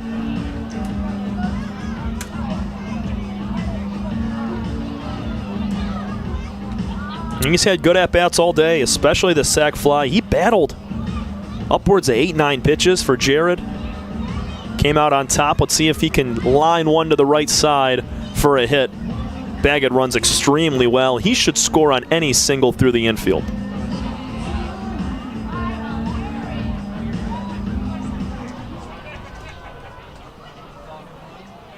Russ, long look in. Comes set, runners on first and second. First pitch. Swing and a foul tip. 92 over the middle of the plate. It's dangerous to a guy like Jared Weber right there. He was all over it, just a tad bit underneath the baseball.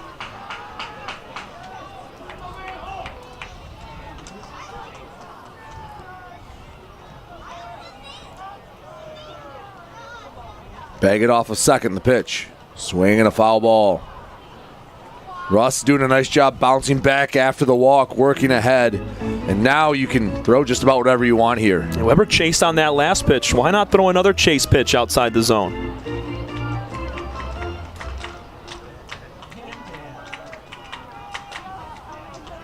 Oh, 0-2. Russ set the deal.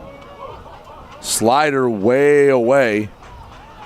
Right idea, just didn't put it quite where he wanted to. That slider pitch, I mean, it does wonders, but sometimes it'll have a mind of its own and move way off the plate into the other batter's box. I mean, with 20 inches of break, that's, that's, if you don't put it in the right spot, it's going to get away in a hurry. Mm-hmm. Already happened once earlier this inning. 1-2. Swing and a foul tip into the mitt of Whit Hughes, out number 2, and it'll be up to Austin Ochoa to add some insurance here in the top of the 9th.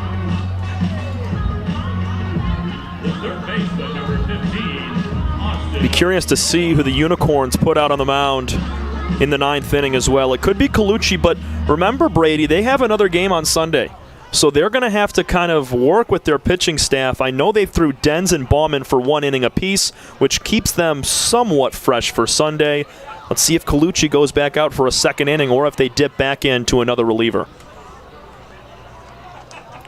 Yeah, part of you says, all right, we just have to win the game in front of us. But the other part of you saying, man, I don't want to hamstring us in 48 hours. I think it's Colucci because the only other option that they have to go to the bullpen is Ben Kreisen. I mean, Ben Kreisen's a great option, but keep him fresh for Sunday as well, and you can work him with guys like Garrett Bonnet and company.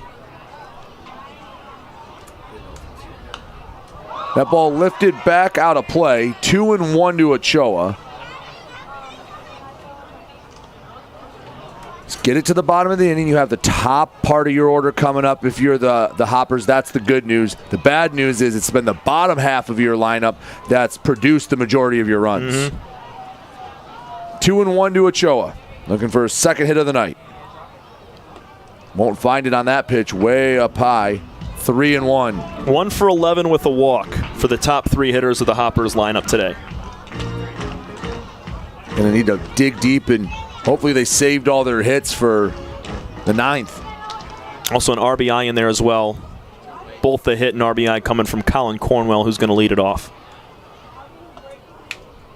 Count goes full. Put the runners in motion. So a base hit from Ochoa, almost certainly score 1. Put it in the right spot, can score 2.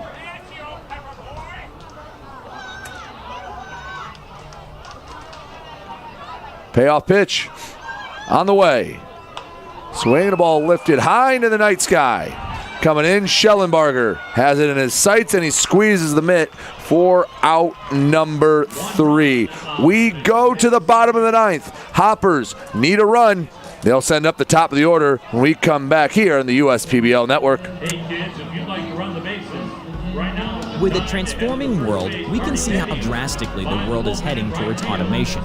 And so, we need 24/7 surveillance and security systems for our homes and businesses to avoid any theft or breach of privacy. JARBCOM brings the installation of security cameras to the tip of your fingers with our state-of-the-art mobile app. JARBCOM also provides surveillance monitoring of your entire property with flexible options that offer a dependable solution to be scaled to fit any domestic or commercial need. Contact JARBCOM today for a free estimate at 800-369-0374 or look us up on the web at jarbcom.com.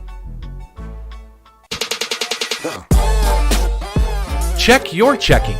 If your account doesn't get you pumped, amped, or geeked, make the switch to Genius Checking from Genesis Credit Union. It's just genius. You know, they say, losing hope, that's the real disaster.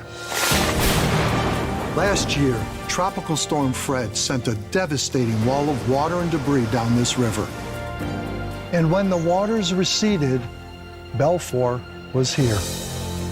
Not just to rebuild, but to help restore the life of this community.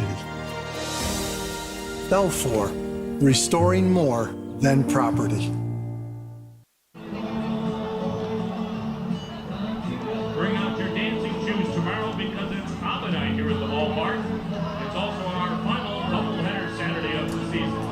So your Back here at Jimmy John's Field, Hoppers need a run. Ben Kreisen comes in to shut the door for the Unicorns. See right there in 30 innings of work, ERA in the mid-5s. Maybe an opening for the Diamond Hoppers to come back and not just tie it, but go for the win. He does have one save on the year, does Ben Kreisen, but he does give up a fair amount of extra base power. 8 doubles and 5 home runs allowed this season from Ben, but he's looking to be the closer here and shut the door against the top of the lineup. Big clutch swing from Patrick Baggett in the top half of the inning, his second RBI and second hit of the day. Win number 17 on the doorstep here for either team. And before we even get to the first batter, the old cliche, the worst thing to do when you're trying to hold a lead in the 9th to the leadoff batter, walk him. Go right at Colin Cornwell. Almost doubled up that strikeout to walk ratio for Kreisen. So he sets it in beautifully. Good start. Looked like the curveball that just perfectly placed at the knees. The 0-1. Fouled straight back, 0-2. Love it. Attack, attack, attack. Go right at these guys. I know Cornwell's had a pretty solid day, but Stevenson and Marcoux 0 for 7 with a walk. Cornwell the only one in the top 3 with a hit. He's choking up heavy as well. 0-2. Inside, nearly caught Cornwell. A ball and 2 strikes. Not a huge shift on Colin besides Demetrol at second base. Kreisen's going to ask for a new baseball. Cornwell, he's reached 3 times but only 1 hit. The other 2 were on a fielder's choice and an error. 1-2. Swing and a miss. 92 at the letters gets out number 1. Huge swing and a miss right there. The Kreisen duo coming up big for the first out here in the 9th inning. Brother Battery gets out number 1 as Grant Stevenson comes to the plate. Struck out looking last time on a Dens backdoor slider. Let's see what Kreisen starts him with here. First pitch. Didn't miss by much. You even saw Ethan Kreisen, just a quick turn of, was that up? I think was the question to the home plate umpire. Hey, you got to ask where it's at. Check swing. Doesn't matter. That one found the zone. Nice job. Kreisen's commanding extremely well right now. Not a guy that traditionally walks many batters and not showing any of that right now. 1-1. Wave and a miss. They have Stevenson in knots right now. They've gone upstairs on the first, low on the last 2 pitches. I think you'll see that high fastball again. I like it. 1-2. Swing and a dribbler foul. Stayed with the soft stuff.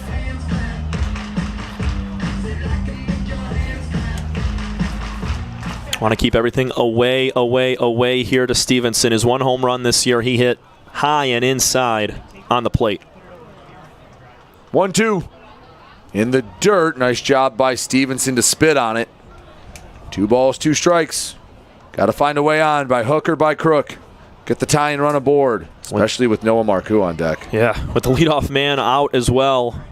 Stevenson has to do as much as he can to work through this at-bat and find a way aboard anyway. Holds up on the 2-2. Count runs full. Been a lot of sliders recently. Think he's going back to the fastball 3-2? I think so. He'll leave it, I think, bottom of the zone, right at the knees. Let's see if he can freeze Stevenson on a corner. He's likely hacking if it's close. 3-2. Ball 4 went to the same pitch he struck out Cornwell with, but Stevenson had the gumption to take it for ball 4. It's a big league take right there. 3 balls, 2 strikes. You're down by 1 in the bottom of the 9th inning. Everything going through your head is, hey, let's come up with a big swing here and put our team in a good position to tie it or win it. And you take that one up top? My goodness. That's a very nice take. Great discipline from Grant Stevenson. And that's the first walk by Utica pitching since the 5th inning. Huh. Brings up Noah Marcoux. And he can't hear us. We can say it. He's the type of guy that can end this with one swing. 100%. Getting ahead 0-1's big. The pitch. 0-2. Don't think he was looking for the bender. Michael Joyce and Ben Kreisen have both given up 5 home runs this season. That leads the team. 0-2. Tying run on first and Grant Stevenson. The 0-2. Check swing. Doesn't matter. Strike 3. Punched him out. 93 on the inner black. And the Hoppers are down to their final out. You couldn't have pitched any better against one of the best hitters in the entire league. Dots up the inside corner to Marcoux. It looks like a ball. To the home plate umpire and Ethan Kreisen behind the dish. Boy, that's strike 3 looking. Well done from Ben. And Ethan Kreisen was set up high. Right. He missed his spot, but he still put it on the black. Brings up Ben Ferguson.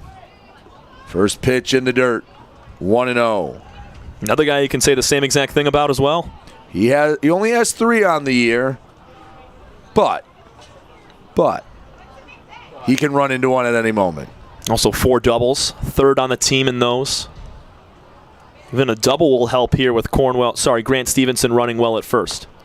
2-0.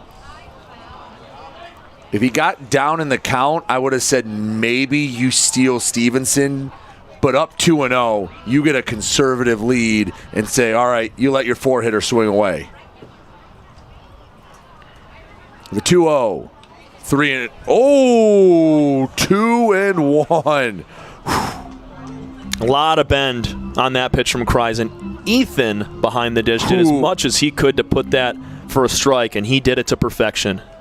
That is a pitcher's pitch. The glove moved a little bit, but he held it strong enough to have it be called.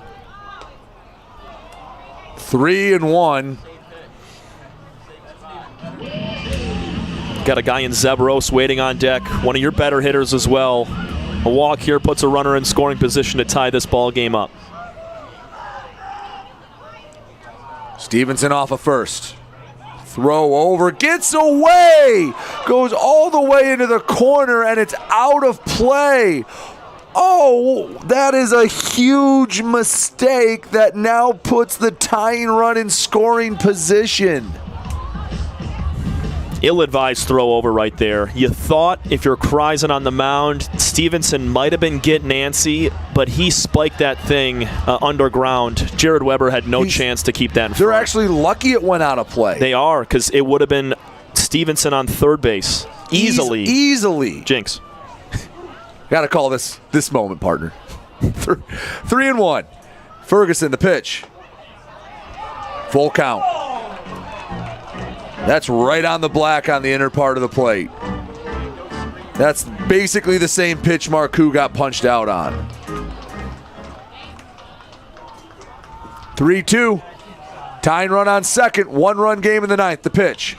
Swing. Lifted center field. This should do it. Baduras comes in, makes the grab, and the Unicorns, with a run in the ninth, take the win from the Diamond Hoppers and stay above 500. They found a way to get it done. Started out hot with a RBI hit from Baggett to take a 1-0 lead. Hoppers came back, struck back with 3 runs in the middle innings, and they chipped away with 2 in the 7th to tie it. And Patrick Baggett, your hero, with a huge swing to drive in another run, making it 4-3 in the 9th inning, and that's all she wrote. It was a game, I guess the theme would be opportunities left on the table and opportunities capitalized on. Because now you look at the standings and the Unicorns, they are nipping on the heels of Eastside, and the Mammoths, now they have a few games in hand so they can extend that lead, but this is what the Unicorns do. Just going to stay around, and if you let them hang around long enough, if they get hot, watch out. And give Ben Kreisen a ton of credit right there.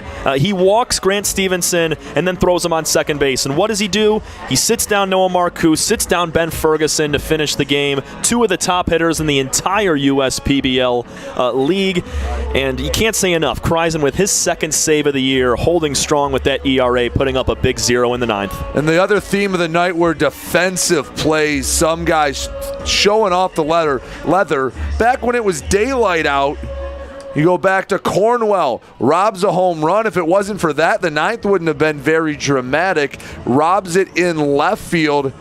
And then the Diamond Hoppers again. This time it's the right fielder, Bryant Schellenbarger. Some great plays all around from the Hoppers. They kept it a close game. They didn't do enough on offense to win this one, but you got to give Unicorn pitching credit.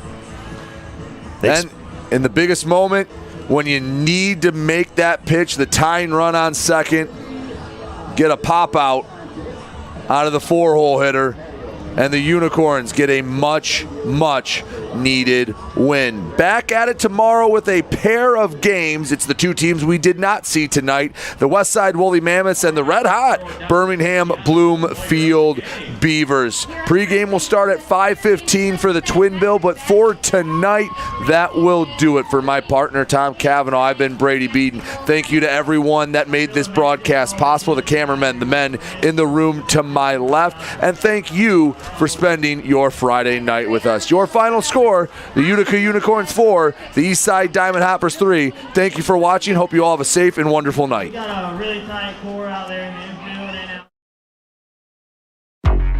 If I hit a home run, then you know what's going out of the park.